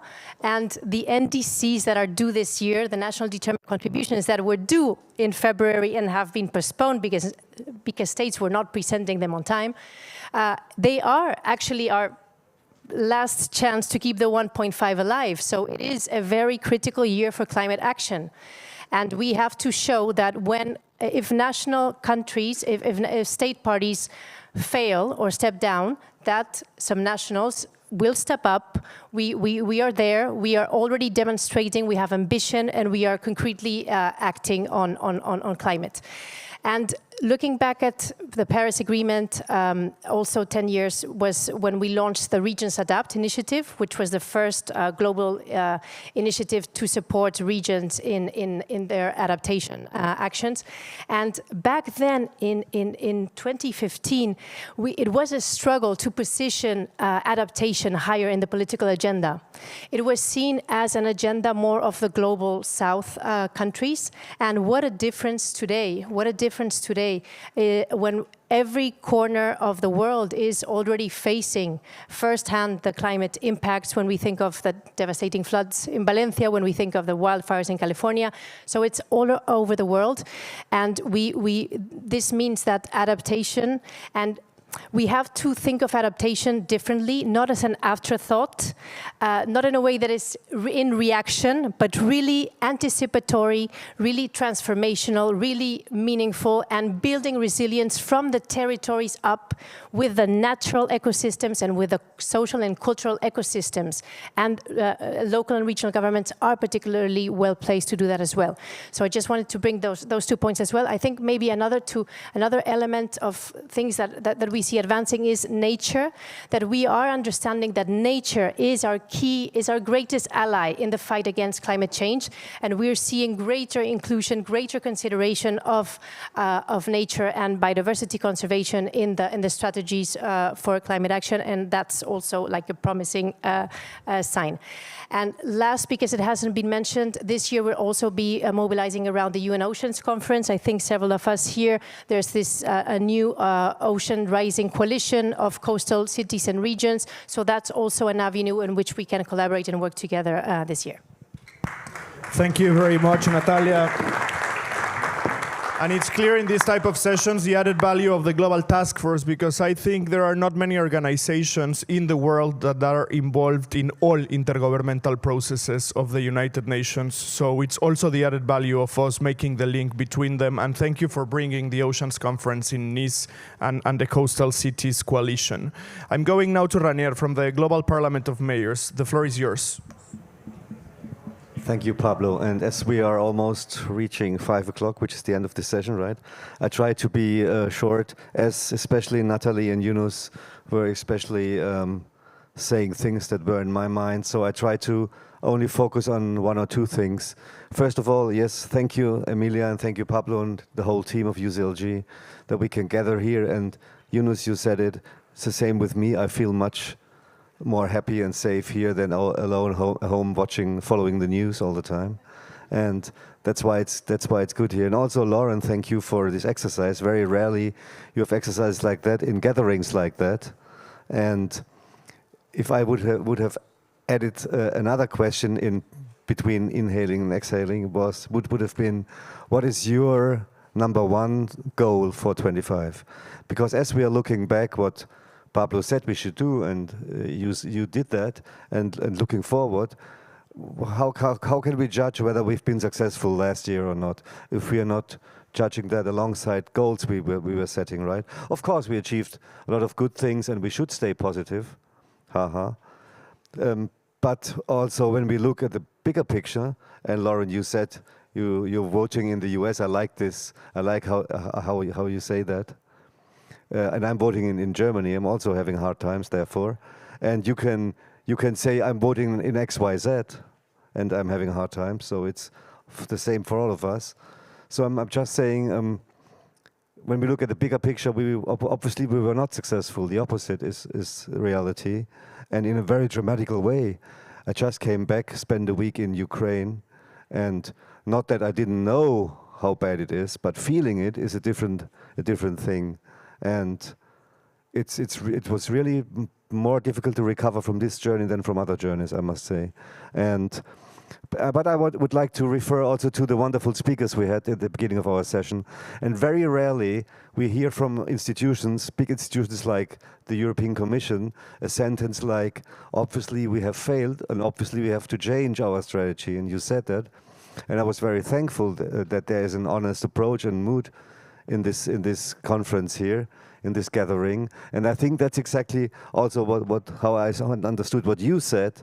And that's obviously one thing we're working on, a change in the world, but how could we change to be more effective? And I think this is one of the main questions, and a lot of good examples were evolved already by Yunus, by Natalie, by other speakers. But that's why I came to the question, what is your main #1 goal for 25? As whatever management concept you follow in your personal work and in your institution, whatever management concept that is, every management concept that I know would tell us you're doing wrong. You're focusing on too many things at the same time. You have to focus more. You cannot reach all these goals at the same time, but we do. And I'm not talking about the 17 goals, about the other ones that are on top of them. And sometimes I'm asking myself whether it's maybe that is exactly what is disabling us, that we are too full with things that we cannot achieve, right? And maybe it's not that I have the solution for that or the answer to this question, but obviously it's a bit too much, right? But what I would like to say at the end, and I don't want to repeat what was said before, and acknowledge very much what was said before. I think, and that was also said by the Spanish representative, connecting the dots, and it's very good what we can see here in Spain, especially with following up the Mondial Cult conference in Mexico City. That's because this we all know that, and UCLG was the first one who invented the 4th pillar for sustainable development, the culture and arts. And Jordi is sitting there, he doesn't want to hear that, but he is head of the movement, the Culture 2030 goal campaign. And I remember one thing at the UCLG Culture Summit in 2023 in Dublin, while we were talking about strategies and how can we get this goal forward. And then one said on the panel, well, you know, it doesn't belong to our concept, because obviously they're good. They're backed by scientific research, by everything, by knowledge. But it's about the decision makers. At the end of the day, someone is taking a decision, right? And obviously that's not us, right? So, and you said that, Emilia, 10 minutes ago, that the decision makers are in the multilateral system that we want to change but have not yet changed, are nation states, right? So ministers, presidents, and if we don't make them to do other decisions, then we will not succeed, and we will not reach our goals. But at the end, I would like to encourage us in this severe situation, and that's the soul I can feel here, is that we leave aside our competitions. We're all competitors also, we have to be honest. But then let's leave aside and connecting more the dots. Great that the mayor's mechanism is here, the only mechanism within the UN system that involves cities, right? And the Forum of Mayors can be here maybe next time. That's the only UN institutional moment where cities are involved. And I would like just to encourage us to come closer together, leave competition, and be better. Thank you. On the Forum of Mayors, they are actually coming. Tatiana, the Executive Secretary of UNECE, was scheduled for Wednesday, and UCLG signing on behalf of the GTF an MOU in order for the GTF to be the convener, the formal convener of the forum.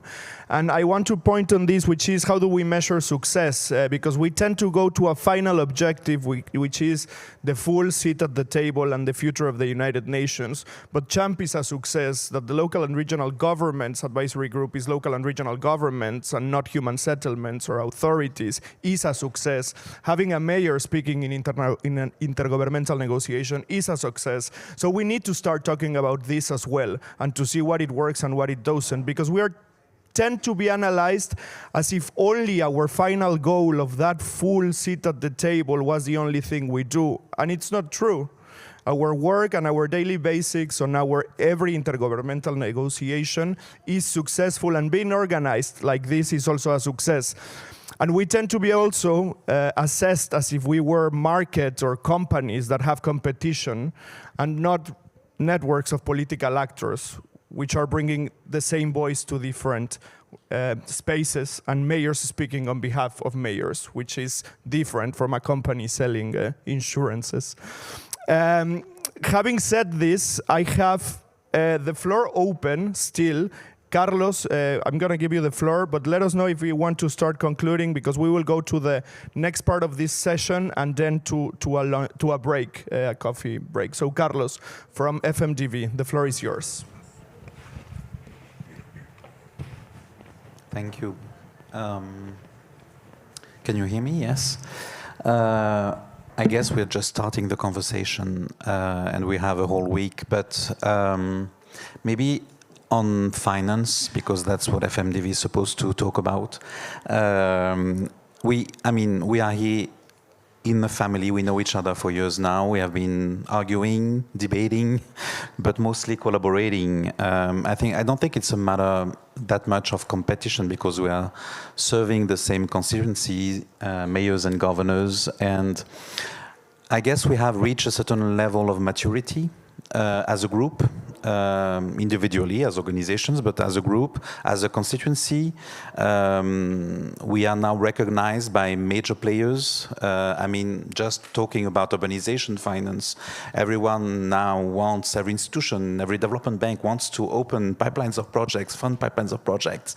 But we are still very much considered as clients. That's what we are, basically. And you see in the debates, and not to quote them, the World Bank, the EBRD, EIB, etc. In all our conversations, it's all about being a client. We are still not leaders in how we design the financial architecture, the financial system, the financial mechanisms that serve our objectives. And I think, Emilia, you're a big advocate of the caring economy and finance. And I think It's a way to renew what we have been discussing about, which is basically social and solidarity economy and finance, basically inclusion, transformation, transition, models, governance, instruments.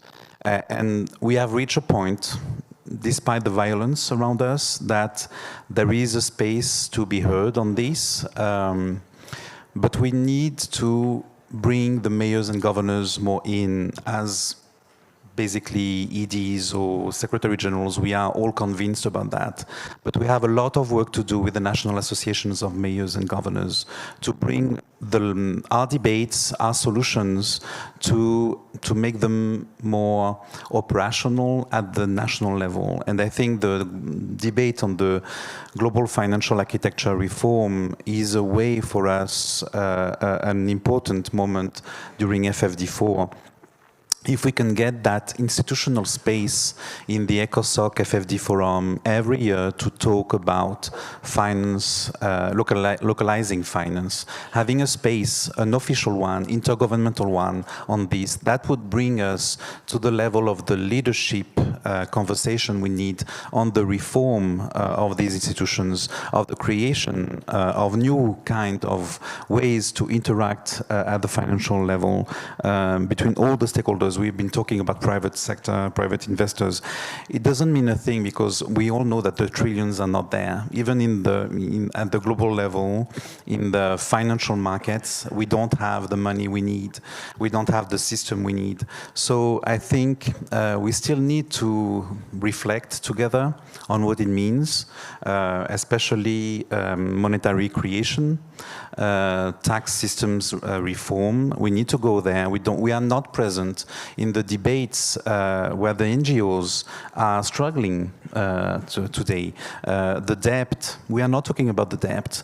Mayors and governors don't speak about debt, taxation. They don't speak about that at the global level. We need to make them be at that level of conversation. I think the U20 process, the recognition of the financial intermediaries, what we are trying to do now with the financial cities country platforms, we are advancing a lot, but we are still like in the infancy of that conversation, and we need to push for that. And FFD4 maybe or may not be the document we need. Article 34 was really great. I'm not sure even if you can match that one because it was a perfect one, Emilia. It was perfect. We need now the implementation process and the follow-up process. That's true, but we have everything in the SDGs and the 2030 agenda. In the Paris Agreement, not that much, but we had a big gain with the loss and damage fund integration of local and regional governance,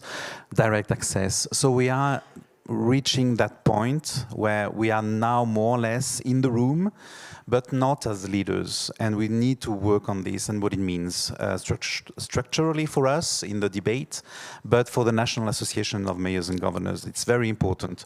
And maybe we can have some answers at the end of the week, I hope. And thank you again for joining the conversation. Thank you very much, Carlos. And last but not least, I'm giving the floor to Lucy Slack from CLGF to close this principles segment. Lucy, the floor is yours. Thanks very much, Pablo. I just wanted to make two very quick points. I mean, I think the comments that everybody has made have been fantastic. But I just wanted to build a little bit on something that Carlos said around two things: leadership, but also how we bring the debate to the national level and to the national policy making level.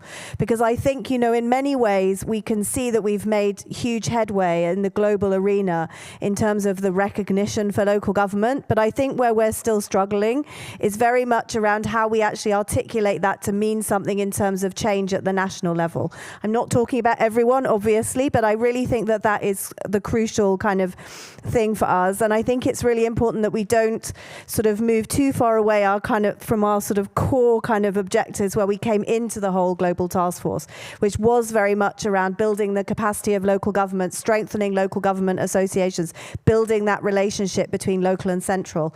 I think it's much more complex now than it was then, but I think it's hugely important. And I think those two things around leadership, but also, as you said, Carlos, that role of local government associations is really crucial. And the second thing, which I also don't want us to lose sight of in the discussions this week, is gender and the political empowerment of women. Because last year we had all of those elections. We haven't moved the dial at all in terms of the number of women in leadership.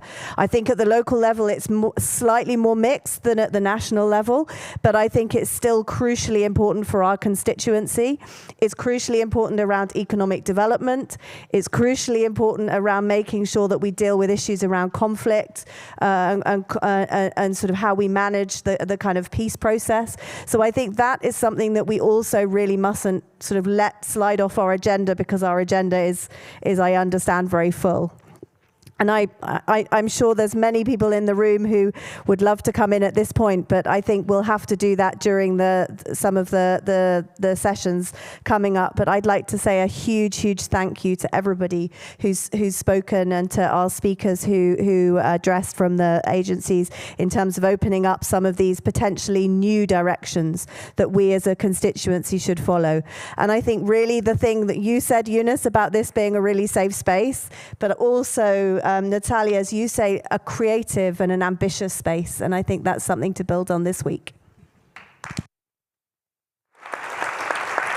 Thank you very much, Lucy. And actually on gender, our next agenda after the retreat will be the Commission on the Status of Women in New York, where spaces are very limited, but we are organizing the Local and Regional Governments Day. Everything that we said here is in our policy brief from the Global Task Force. It is a live document. Feel free to send us whatever you want us to include, and let us keep each other posted through that milestone document. Emilia, I'm yielding now the floor to you for our next segment, and thank you.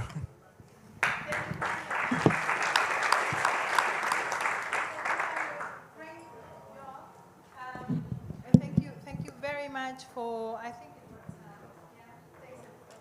why? No, it's not working? Now, yes. It takes a little while.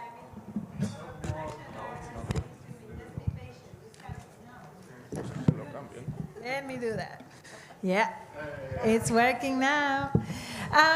Next segment. There is something that we're doing right, because more and more people want to join this Global Task Force. And we have two organizations that are here with us today, a Strong Cities Network and Under 2, that want to be part of our deliberations. And the list keep growing, but we want to give them the opportunity to address this gathering today. So I am very pleased to have them with us.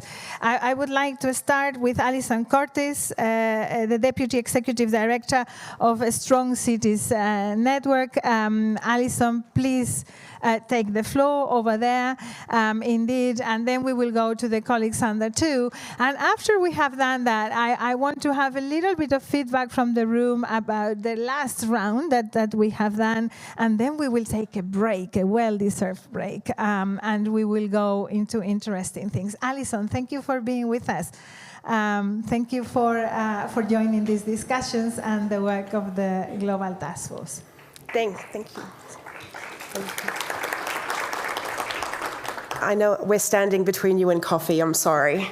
It's an honour to be with you all here today and to introduce the Strong Cities Network, a global independent network of more than 265 cities and subnational governments committed to preventing and responding to hate, extremism and social polarisation, and really unlocking the full power of city-led action in strengthening social cohesion. To echo Emilia and many others, we are absolutely living in challenging times. And around the world, cities, large and small, urban and rural, are on the front lines of and navigating the local impacts of multiple cascading crises. from conflicts in Africa, the Middle East and Eastern Europe, to rapid urbanisation and migration and housing shortages, to climate disruptions, to unprecedented technological, economic and geopolitical transformations, just to name a few. The local impact of these global crises are intensifying divisions in communities, fueling hate, violent extremism and polarisation, and placing unprecedented pressure on the resilience of our communities. But history teaches us that in moments of great upheaval, there is also opportunity. Opportunity for bold, innovative, city-led leadership. This is a moment for local and regional governments to rebuild trust between governments and residents, forge new partnerships with youth, civil society, faith leaders and local communities, to reimagine public safety and community well-being in both the online and offline realms, and to leverage creativity and agility to develop local solutions to global challenges. It is also a moment for the international community to listen to cities and embrace cities and local regional governments, not just as implementers of national policies, but as strategic partners in not only building and maintaining social cohesion, but also powerful allies in addressing global complex challenges. At the core of the Strong Cities mission is a simple but powerful conviction. Global challenges demand local solutions. And in the work we do, we see local and regional governments as uniquely positioned to transform public spaces, strengthen civic engagement, and cultivate inclusive, thriving, dynamic, diverse communities. And across our global network, we see local and regional governments rejecting division, confronting hate, and building resilience through inclusion. Through our 5 regional hubs in East and Southern Africa, the Middle East and North Africa, North America, South Asia, and the Western Balkans, alongside our work with cities across Europe and through our transatlantic dialogue, city leaders are preventing hate before it takes root, implementing community-driven solutions to polarisation and inequality, and creating inclusive public spaces that foster belonging and trust. And by investing in local level social cohesion, cities do more than strengthen their own communities, they contribute to national and global stability. This year marks our 10th anniversary at Strong Cities. What began as a network of 25 founding cities has grown into a movement with 265 local governments sharing cutting-edge tools, policies, concrete practical approaches and good practices. Through peer learning, collaboration, and innovative policy making, our cities are demonstrating what is possible when they unleash their full potential in prevention and response. And over the past decade, the network has also prioritised partnerships as the foundation for sustainable impact and necessary for elevating the voices of city leaders in global discussions. We are very proud to have worked alongside a number of the task force members, and Amelia and Pablo, wherever he is, Pablo, and the great UCLG team. Your commitment to cities and local governments is invaluable and your leadership inspiring. On behalf of the Strong Cities Network, I thank you for this invitation and opportunity to introduce our mission. We hope to make a valuable contribution to your work and the mission of the Global Taskforce, and together build stronger, more inclusive and more resilient communities locally and globally. Thank you.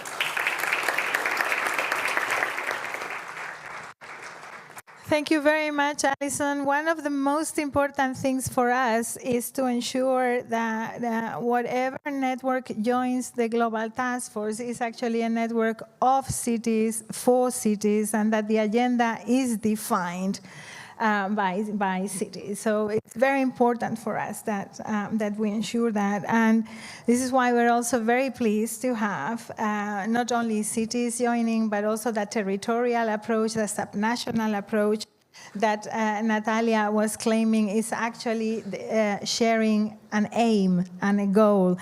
So welcome very much, Nemat Kaur, Director of Under 2 and Subnational Governments. Welcome.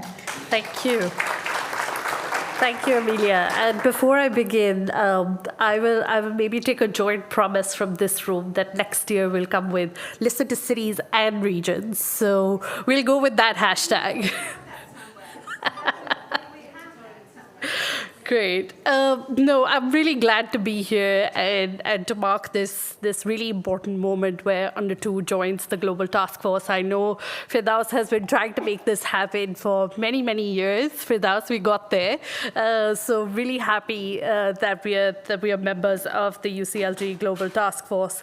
And this room has really, for me, been a source of light in these dark times that we are in. Everybody has talked about that, and thank you, Amelia, and the team for creating such an honest and safe space.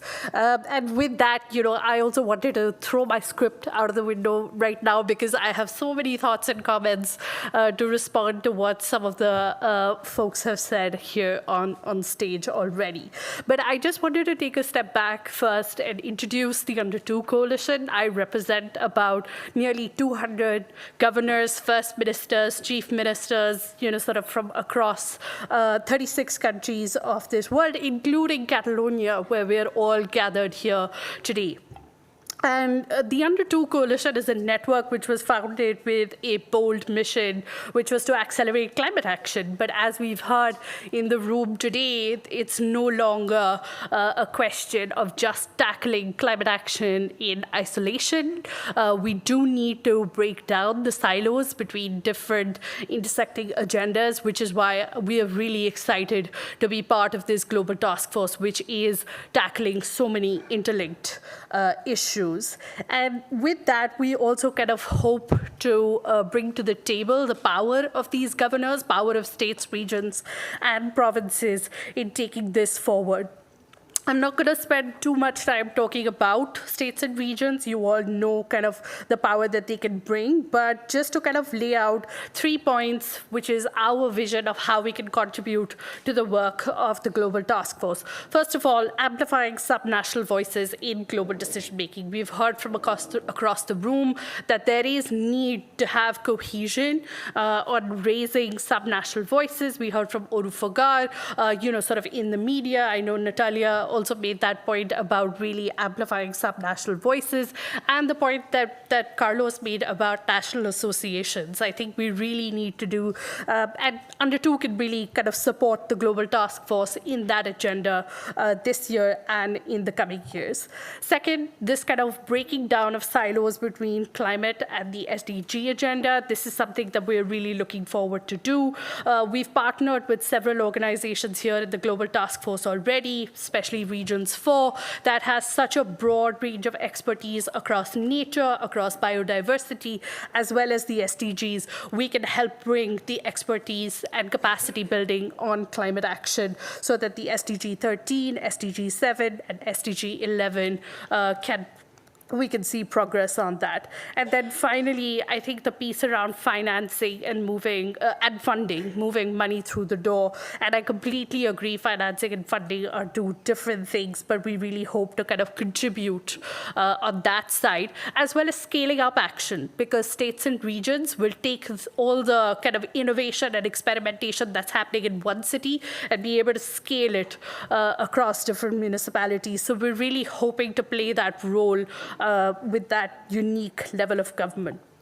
So with that, I think I'll stop here and just say thank you for welcoming the Under 2 Coalition to this extraordinary task force. I do feel like a part of the family already, so I'm looking forward to contributing actively, and we're very committed to working hand in hand with all of you to strengthen your collective voice. Thank you very much. Thank you very much. We also feel that you are part of the family because we have been working under different processes closely together, and your submission to be formal part of the Global Task Force already came in last year. So time flies. I'm very happy that we can finally materialize that. So thank you. Thank you for those inputs. Allow me now to, I cannot go to the next segment without asking Lauren, because you, of course, made the exercise, but you never told us why you're here.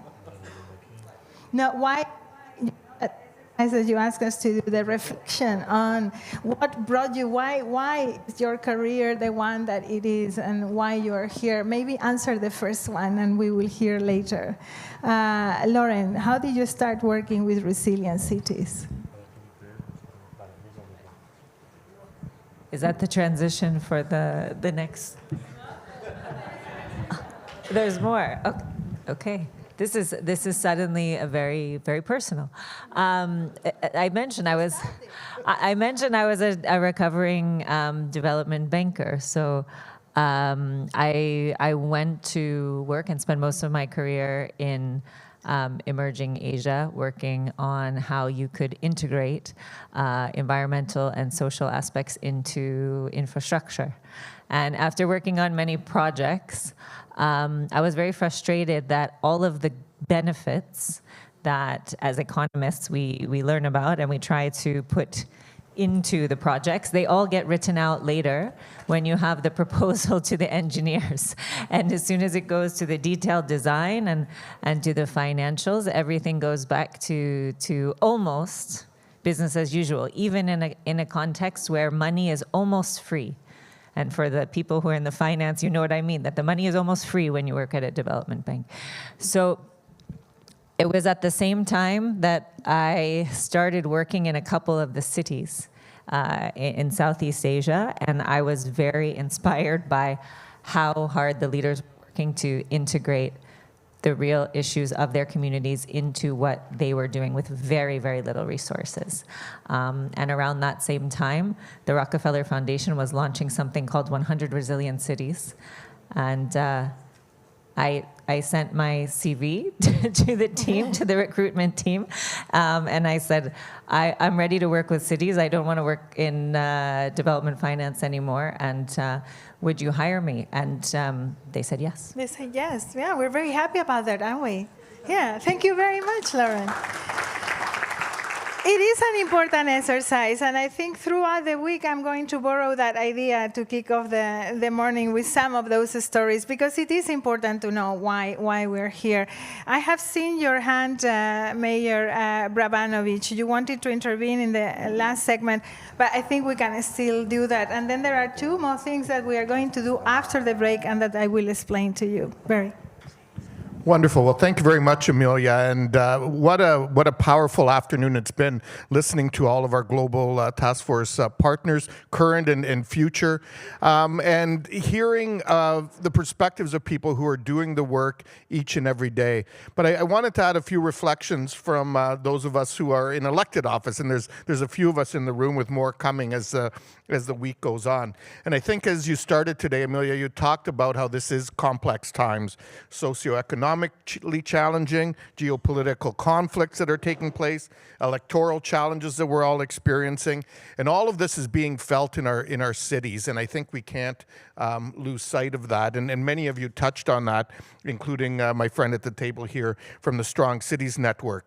And, you know, as we think about that, the reality is all of the implications of this is going to be felt directly in our cities, that our cities are going to need to deal with, and more importantly, are going to need to rise to the occasion to lead, that are going to need to rise to the occasion to heal, and to rebuild our communities, which, as you noted, was really going to be part of the theme of this entire week. We heard Eunice talk about how this is really a time for us to take some of the brokenness that's going to be around us, particularly at the United Nations, and instead of seeing it rebuild in the same way as it's existed before, use this as an opportunity for us to help shape that. And I couldn't agree with him more, and I think part of that means actually working with our national governments, advocating with our partners at the United Nations, and actually proactively doing some of that work in more advanced ways than we've done before. But the one thing I do want to touch on, and it really comes up in the context of climate change, and I look at my own community as an example and other communities across Canada, and it's where is civil society at? And we can't ever lose sight of the fact that all of us, whether we're elected officials at the local or national level or those working in that space, we need to bring civil society along with us. And I can tell you in our own country, people still believe climate change is important and believe that it's something we need to address.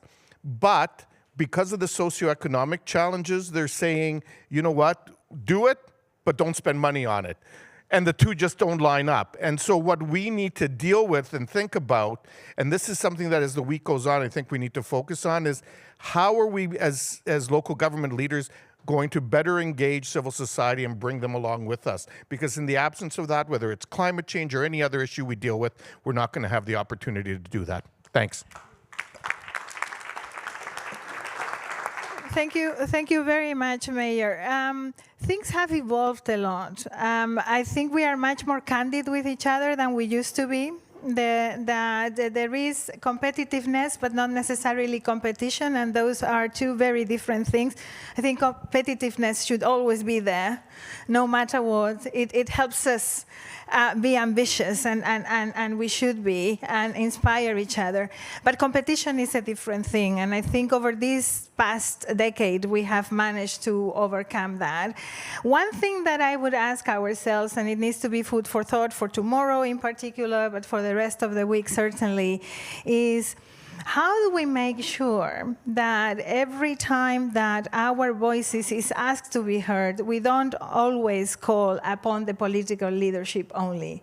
Every other single group that is self-organized has different ways to voice their views and their commitments. And certainly we represent political leaders, but there are many places where political leadership cannot make the kind of statements that we could make as organized constituency. And so I think there is a level of that we will need to develop when we face national governments. And I see the political leaders nodding. It is a very tough time, and there is something about that in our enhancing the power and the governance of the Global Taskforce that we need to think about. And I come back to you, I agree, we haven't done enough with press. The few things that we have done with press were about the SG advisory group. That got the attention of press. But maybe we need, as Global Task Force organizations also, start making some statements that maybe our political leadership cannot that easily make when we talk about migrations and others, the dismantlement of certain agencies. So let us think how we can strengthen that, plus strengthening the political voices, of course, because that is what we are about. Coffee. 5 minutes, stretch your legs, walk around, come back, and then we have the launch of a very exciting partnership between UN Habitat and Resilient Cities. And then we have a call to action on migration that we want to present to you, and a marketplace where a lot of people are going to be presenting their things. Thank you, everybody, for this session. Have a good rest for 5 minutes.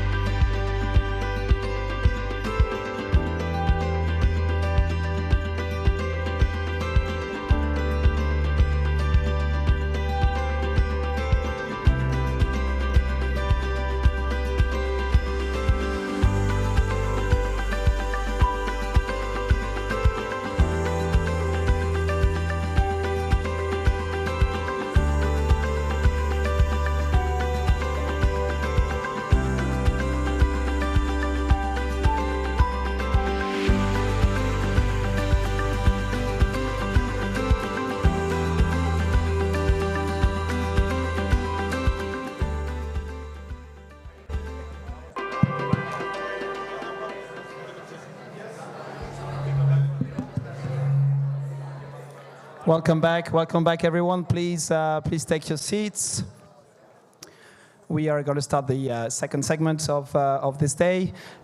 We've been hearing this in this first part, quite the harsh reality of this world and in the context we're all working in. But sometimes in our daily life, it's important to pause a bit and celebrate.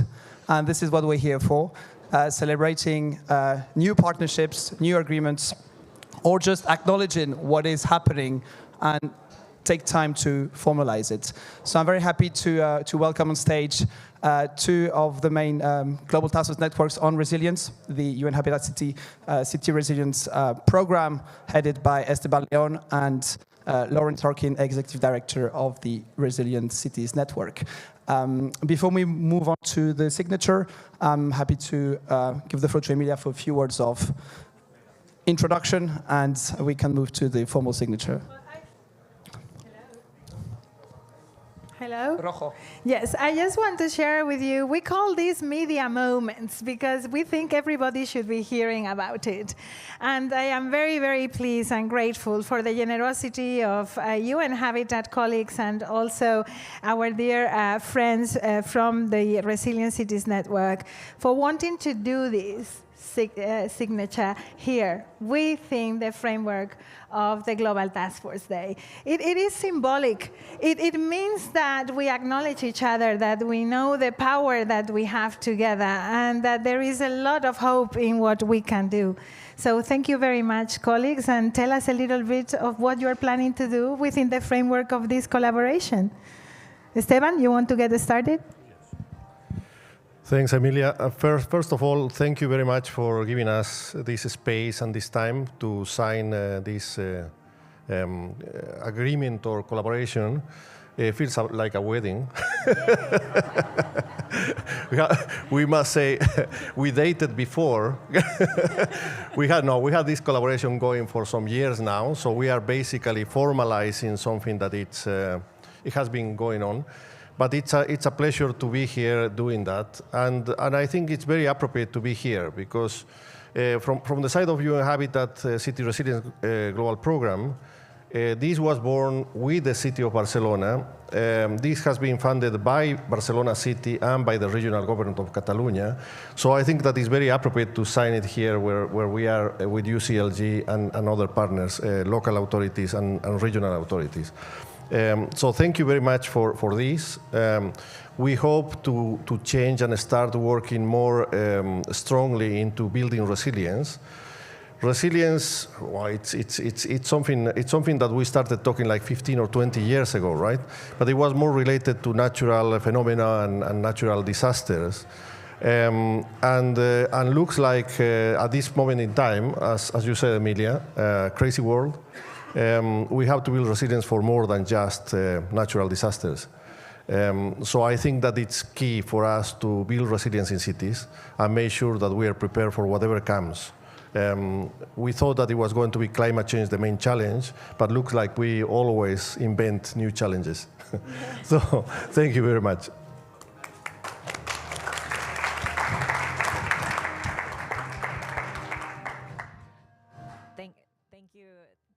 Emilia, thank you, Esteban. I will be very brief. Just to say that this is a wonderful opportunity, as you said, Esteban, to really formalize a collaboration that started a long time ago to do really practical work. Sometimes we have many different kinds of work between economic, social, environmental shocks and stresses, and we're able together to break down silos, give cities very practical tools to do this work and to do that together. We always say at Resilient Cities Network that change moves at the speed of trust. And so it's wonderful to be doing this in this atmosphere with a lot of trusted partners and making official a partnership with a very trusted organization like UN Habitat. So thank you.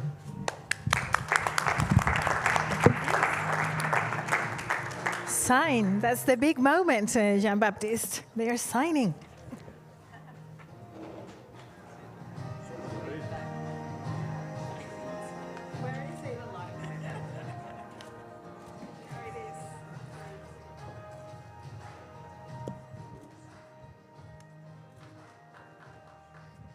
Bravo.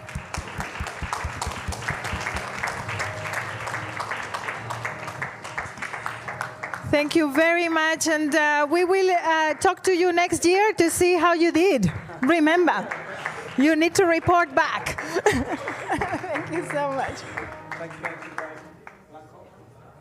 Congratulations to both. We have a second media moment right now, another topic that we want to give special attention to, actually put again special attention to, is migration. So I'm happy to call also on this small stage the Global Forum on Migration, Sophia van Hassen.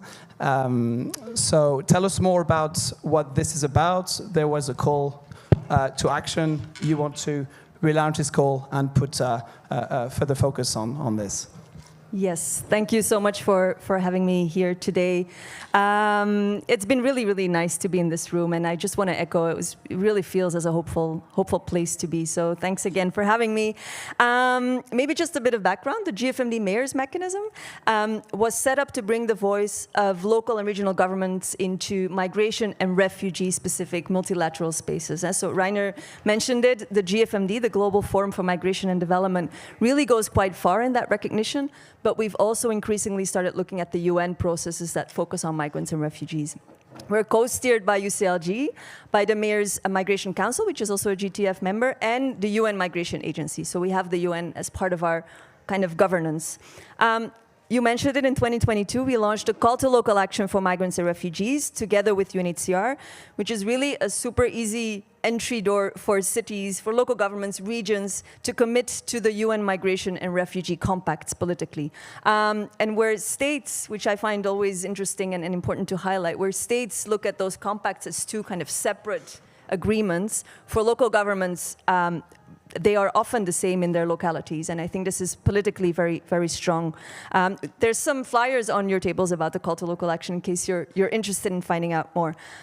Maybe in terms of the achievements so far, we've had unprecedented access to state-led spaces on migration and refugees. We've been recognized as an initiative to localize global goals at the Summit of the Future. And we've been recently in the Secretary General's report on the GCM, have been kind of recognized, but also the Secretary General led to call for increased funds and work with local governments. And now the exciting bit, our plans for the future. We went through quite a big strategic process last year, which we are still finalizing as we speak, but I'm happy to give you kind of a pre-sneak into what's going to happen. So this strategy process aimed to achieve three things. One, looking at our call to local action through a new coalition, which would be led by UCLG and the Mayors Migration Council, but at the same time strengthening our engagement with the UN, so both with IOM and with UNHCR in an advisory board. And then thirdly, and this is really important for this group, connecting with the Global Taskforce in a more structural way. And this includes, for example, looking at how to bring in local governments to the UN sectoral processes, such as the migration and the refugee compact processes. We have a draft work plan in the making. We will launch a new call to local action for migrants and refugees this year with the aim to bring local government political commitment to the Migration Review Forum in May 2026. We'll also be mobilizing a local government delegation for that meeting, as well as for the Global Forum on Migration and Development Summit, which is taking place in Colombia this year. We still don't have a date, so we'll keep you all posted once we know more. And then we'll also increasingly use the call to action to connect to the SDGs. The Migration and Refugee Compacts are firmly rooted in Agenda 2030, and we'll try to bring that connection closer, working with the UCLG Gold colleagues much more closely going forward. And maybe just a few words to close. As in other multilateral spaces, national governments are really lagging behind and not making the progress to achieve global migration goals. So our new coalition and the call to action are really high impact accelerators. We're seeing more and more cities, even today, joining our call to action, despite the increasingly polarizing context that we're seeing. And this was mentioned throughout the day. Through joining us, local governments get recognition, get connection to the UN, and get access to funding pools like the Global Cities Fund for Migrants and Refugees. And city networks can get more access and greater influence by working together. We already strongly rely on partners such as Anvita, C40, Cities Alliance, Eurocities, and Welcoming International, and looking forward to expanding that going forward. So thank you so much. Come and find me if you want to talk about this. Thank you very much. Thank you very much. Sophie, thank you for being the soul of this movement when it comes to putting migration in other agendas as well, not only the sectoral agenda of migration. The world that we are in, that we've been talking about the whole afternoon, is not an easy one for the policy on migration. This room is full of migrants. Either we have been, or we will be, or we are still now. It's full of migrants. How we feel about migration and refugees, these are two distinctive things. Please, colleagues, let us remember that they are two very different things. Has not changed because there have been changes in some of the governments of the world. And our positive narrative needs to keep reaching out. So please help us bring the voices of the local and territorial level to the global sphere through the call of action. Don't give up. Dare to talk about it, even if it is tough. Thank you very much. It's marketplace time. It's time to give the floor and hand over to our learning team for the long-awaited marketplace now. Thank you. Thank you, Jean-Baptiste. And how not? As in other retreats, also this time we are very happy to have a marketplace. This format allows many of you to share what you are doing, points in progress, you want to share events, whatever. And this time we have 7 vendors. And I hope that all of you who are in the room will distribute yourselves and go from one stall to the next one to understand what's done. So this is an exercise of 2 to 3 rounds you will have to do.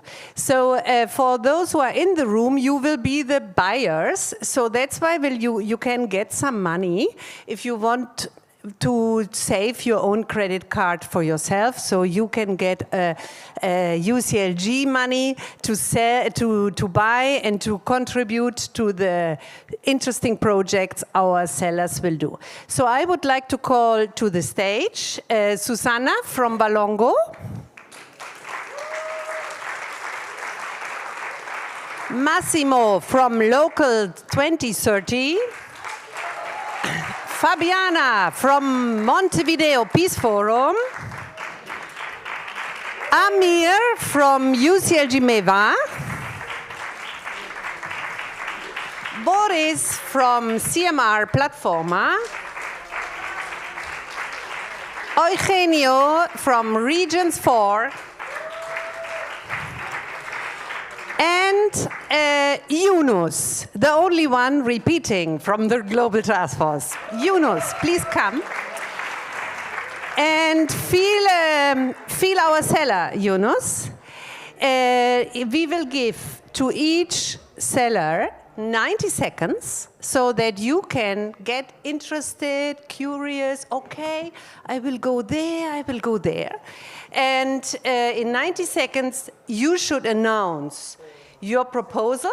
And then, of course, every one of you have a stall where you can stand at the side of your stall and talk to your buyers that are interested and that will come to join you until one round is completing, and then our buyers will move on. So we will start with Susanna. And I think we have slides to illustrate your proposal so that also people will find you again. You will be in that box, and you can speak. You can also speak from here, but it's fine. You got the box. Hi, Emilia. Good afternoon, everyone. Buenas tardes. Mi nombre es Susana Gomes y voy a intentar hablar en español, o mejor dicho, en portuñol. Desde Balongo, Portugal, la ciudad anfitriona de la conferencia OIDP 2024, queremos invitarles a seguir construyendo juntos una democracia más participativa e inclusiva. El próximo encuentro del OIDP será en Córdoba, en Argentina, del 21 a 23 de marzo, bajo el tema Conectar, Integrar y Humanizar las ciudades ante el desafío de generar comunidad. Vivemos en un mundo donde los desafíos sociales, ambientales y democráticos están cada vez más interconectados. Por eso, esta conferencia será una oportunidad clave para compartir experiencias, aprender de otras ciudades y fortalecer nuestras redes de colaboración. Si creen en la participación, en el poder de las comunidades y en la importancia de la democracia local, no pueden faltar. Córdoba nos espera para seguir impulsionando juntos el cambio. Muchas gracias. Perfecto, Susana. Y 90 segundos sharp. Muy bien. El siguiente seller is Massimo from Local 2030. And formally, you know him all, our dear colleague. Thank you very much, Sara, and hello, everyone. So nice to be back today. So, well, what I'll be presenting to you is the Road to Seville, the local way, which is an engagement strategy that we developed from the Local 2030 Coalition and which we are working on in collaboration with other partners, the Global Taskforce of Local and Regional Governments, the Regional Economic Commissions of the UN, and others, to engage in the fourth Financing for Development Conference. So you'll hear more about it in a little bit, but really the idea is that for you, local and regional governments and your associations can adopt a methodology that we developed for you to have local workshops on financing for the SDGs. I'll leave it at that. Thank you. Much. This was short and sharp, and I'm sure you will have many visitors, but we have not yet heard Fabiana. So, Fabiana, what is your... Thank you. Buenas tardes. Bueno, yo tengo un cambio. No vengo a venderles algo. Vengo a traerles un regalo. Porque en esto de la diplomacia de ciudades, es muy común que nosotros entreguemos tarjetas personales, aunque por suerte cada vez dejamos más el papel de lado y vamos para lo digital. Hoy les vengo a traer una tarjeta, una para cada una y uno de ustedes, con la diferencia de que no es personal. Es una tarjeta colectiva, por eso van a ver que tiene el logo de CGLU. Porque en esta tarjeta tienen la información de cuál va a ser el próximo momento en el que toda la Global Taskforce se va a reunir para abordar todos y cada uno de los puntos que ustedes están viendo en los distintos murales. Porque cuando nosotros hablamos de vivienda, hablamos de hambre cero, de justicia climática, de antirracismo, y cuando yo empecé a venir a los retiros no hablábamos de antirracismo, de territorios que cuidan, todos estos problemas y esas soluciones que estamos buscando tienen algo en común. Algo que ha atravesado a todas y cada una de las ciudades y de las regiones que forman parte de este colectivo. Que es que los cometidos que nos estamos proponiendo no se van a lograr sin la acción de los gobiernos locales y regionales y sin combatir las violencias estructurales urbanas que atraviesan nuestros territorios. Por eso les quiero invitar para que el próximo 2 y 3 de mayo nos encontremos en Montevideo junto a las distintas organizaciones que están hoy acá y que todas y todos nosotros conocemos para seguir fortaleciendo las alianzas multiactor, multinivel, para convertir en realidad esas dos palabras que repetimos tanto, localización y aceleración, para alcanzar los objetivos de desarrollo sostenible, para combatir las violencias urbanas y realmente alcanzar ciudades y territorios de paz. Para más información, vengan a buscar su tarjeta colectiva. Seguramente, Fabiana, que más personas vendrán a ver la energía de este foro que tú representas. Pero escuchamos ahora a Amir de UCLG MEVA. So, what will you bring us?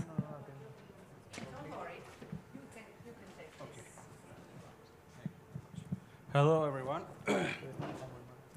Our project is a publication called Building Climate Resilience in MEWA region. MEWA region is the Middle East and West Asia. As you all know, Middle East has a big problem facing the extreme heat waves, prolonged drought, and diminishing water resources. This challenge have a direct impact on agriculture, water security, and human health. The region also grappling with increasing wildfires, severe water resources shortages, all of which contribute to an uncertain and unsafe future for our new generation. Adopting forward-thinking strategies such as improving water management, strengthening urban infrastructure, and adapting agriculture practices. The initiative aims to support critical policy decisions, guide sustainable development, identify effective strategies for both adaptation and mitigation. So we cannot tackle these challenges alone. We need your collaboration, investment, and ideas to create sustainable solution and take decisive action. So we invite you to join our booth where you can learn more and explore opportunities to contribute to climate resilience efforts in MEWA region. Together we can build a future where this region thrives in face of climate change. Let's make a difference together. Thank you very much. This was very, very interesting, and it actually speaks to our next booth a little bit, which is the Climate Academy of Platforma. And Boris, tell us what's it about. Thank you very much.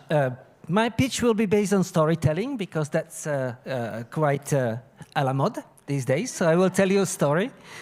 And some people gave you a gift. I will also give you a gift, but I also will invite you to a celebration. So maybe I'm offering more for your money, even if it's virtual. Where does the story begin? The story begins last year, Sarah. And we decided together with UCLG Learning to look into climate resilience. Quite an interesting topic. Climate change is happening everywhere.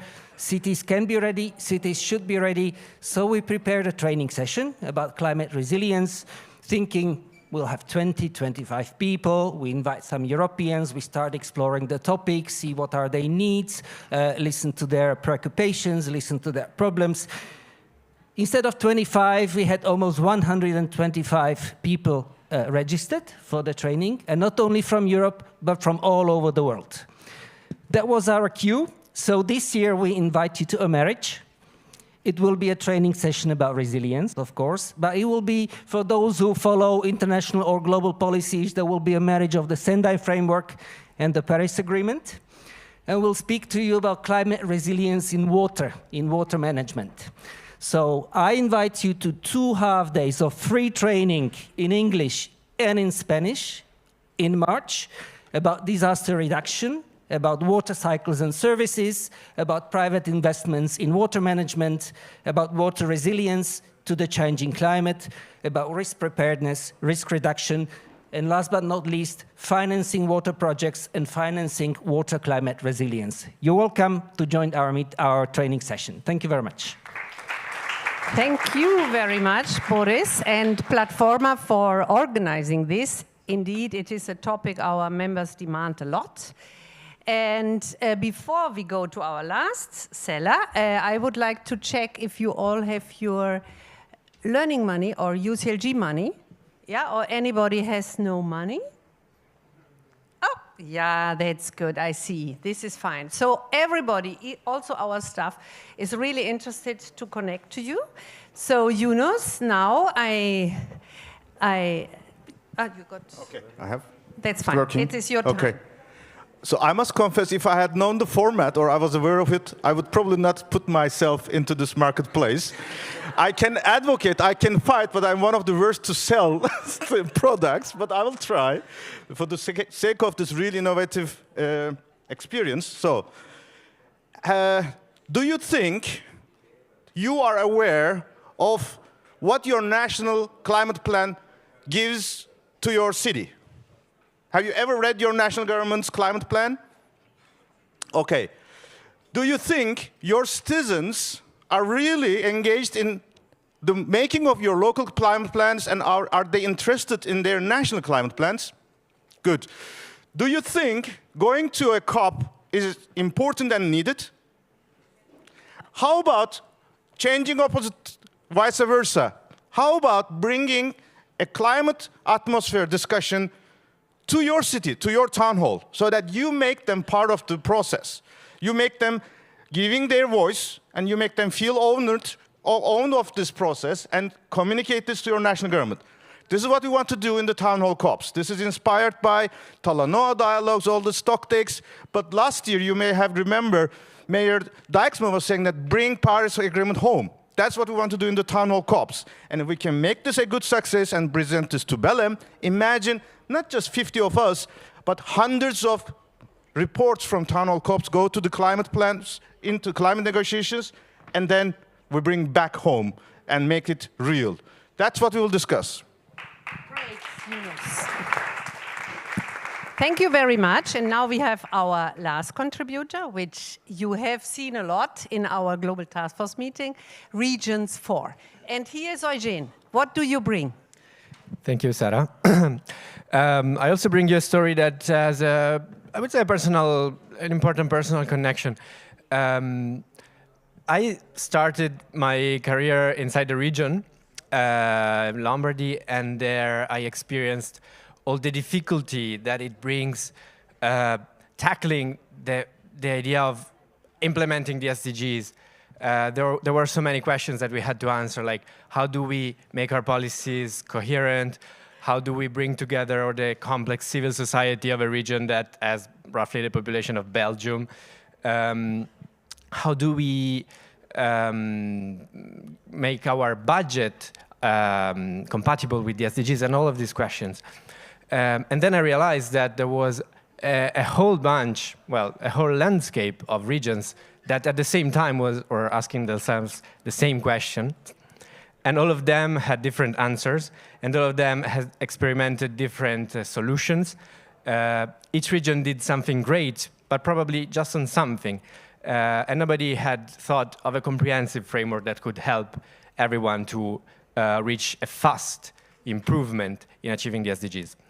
And so I applied a saying that is sort of a cliche by now, but it's very important, that is, I tried to become that change that I wanted to see. So I tried to be the savior that I was waiting for when I was asking myself and us in my team all these questions. And through being in Regions 4, which was a great step ahead then, we designed this project together with the UN Habitat, which is pretty simple as an idea. Is let's take all the experiences of Regions 4 members and regions in general into a framework that is a guidance, and then let's activate an assistance that can help all regions that are starting from scratch or that want to improve their approach to the SDGs. And let's base this project on one idea: a world in which we implement Agenda 2030 is worth more than a world in which we don't. So if we find the right way to give visibility, to report the improvements, if we find a framework that is seen as reliable also by the financial sector, then the SDGs should be able to sort of pay for themselves, which is what's happening in the private sector a lot. Finance is looking at the transition potential of enterprises, because an enterprise that has a strong ESG profile is stronger complexively than one that doesn't. And that's why we created Regions for SDGs. But you will find out much more if you come to my shop, because one great element is the diversity. As you see in these pictures, there is the functioning and then there is creativity. And what our regions are very strong at is creating something that nobody would have thought about. And that's what we would like to give the most space in Regions for SDGs. Thank you. Thank you, Eugene. And I hope that you all have at least one immediate favorite, but hopefully more, because now we will do the exercise of our vendors. You place yourself in the stalls, please, everybody in a stall. That's important. Because now you, the buyers, we open the market and then you can come. And we have 2 rounds. So we will give you 8 minutes to be with one stall. And then we have a sound. And then you should move to another stall. So you have time to see 2 initiatives. We are sorry it's not possible for more, but we know that during the retreat you will have more time to connect to all these wonderful presentations. I really enjoyed your contributions. And now we open the market. So please, come up. Thank you very much.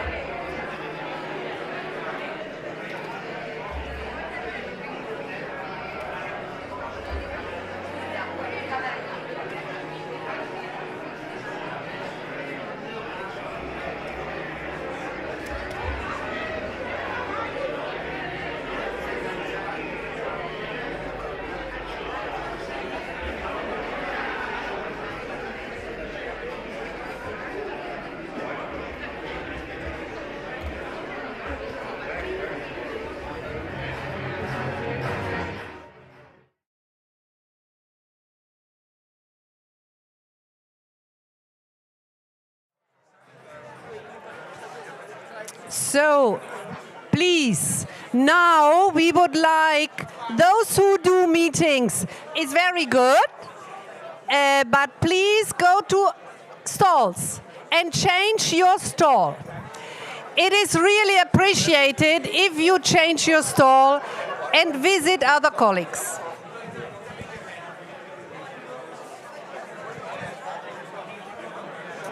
Das ja hier, der hat niemand. Ich habe schon ohne Geld habe ich gekauft.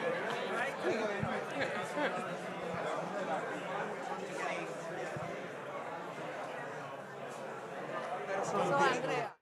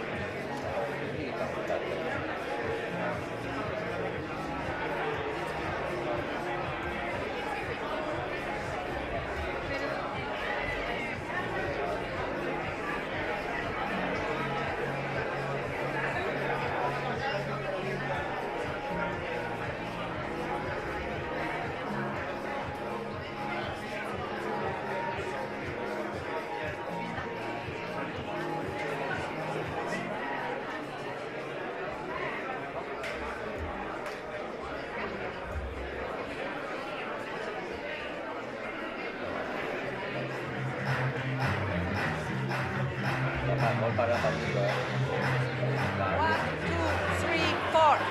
Mehmet.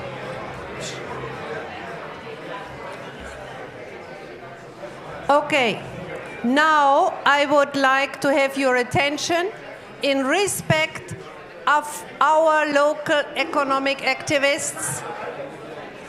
Please, we will know now, how was your deal?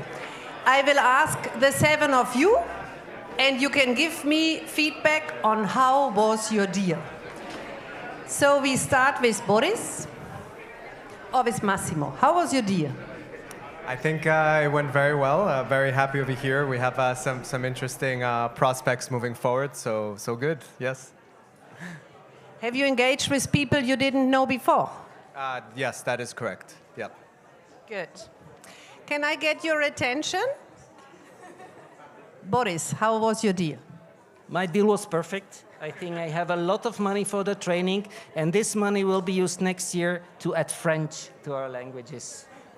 Oh, wonderful promise. How was this corner? Was it successful? I think it was really good. I also have received the first fundraising for this town hall co-ops, and I also received both our politicians who said that this is a good way forward, but also experts and communities saying that, yes, we want to test this, and we are even hearing that people want to take it to other spaces as well. So, and you want to Oh, this in 10 minutes. You're amazing. also a Turkish delight as well. Very good. Thank you very much. And now we come to Amir and Meva. How was your deal? It was good, interactive.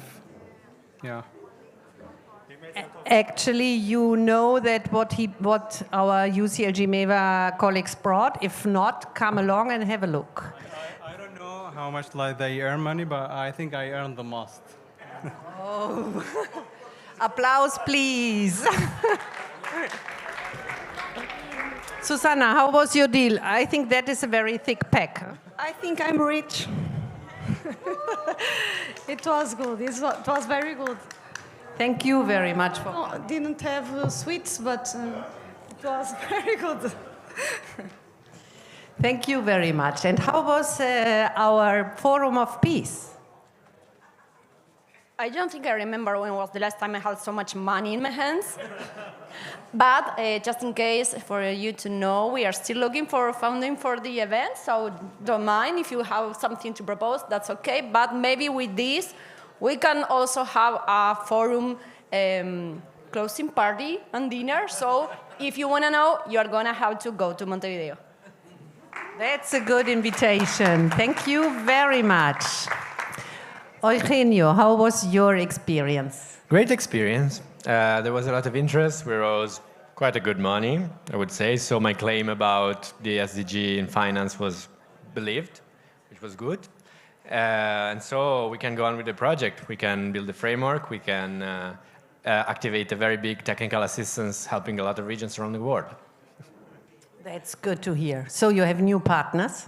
Yes, we met with age-friendly cities. We met with your new regional officer at UCLG that I wasn't in touch with.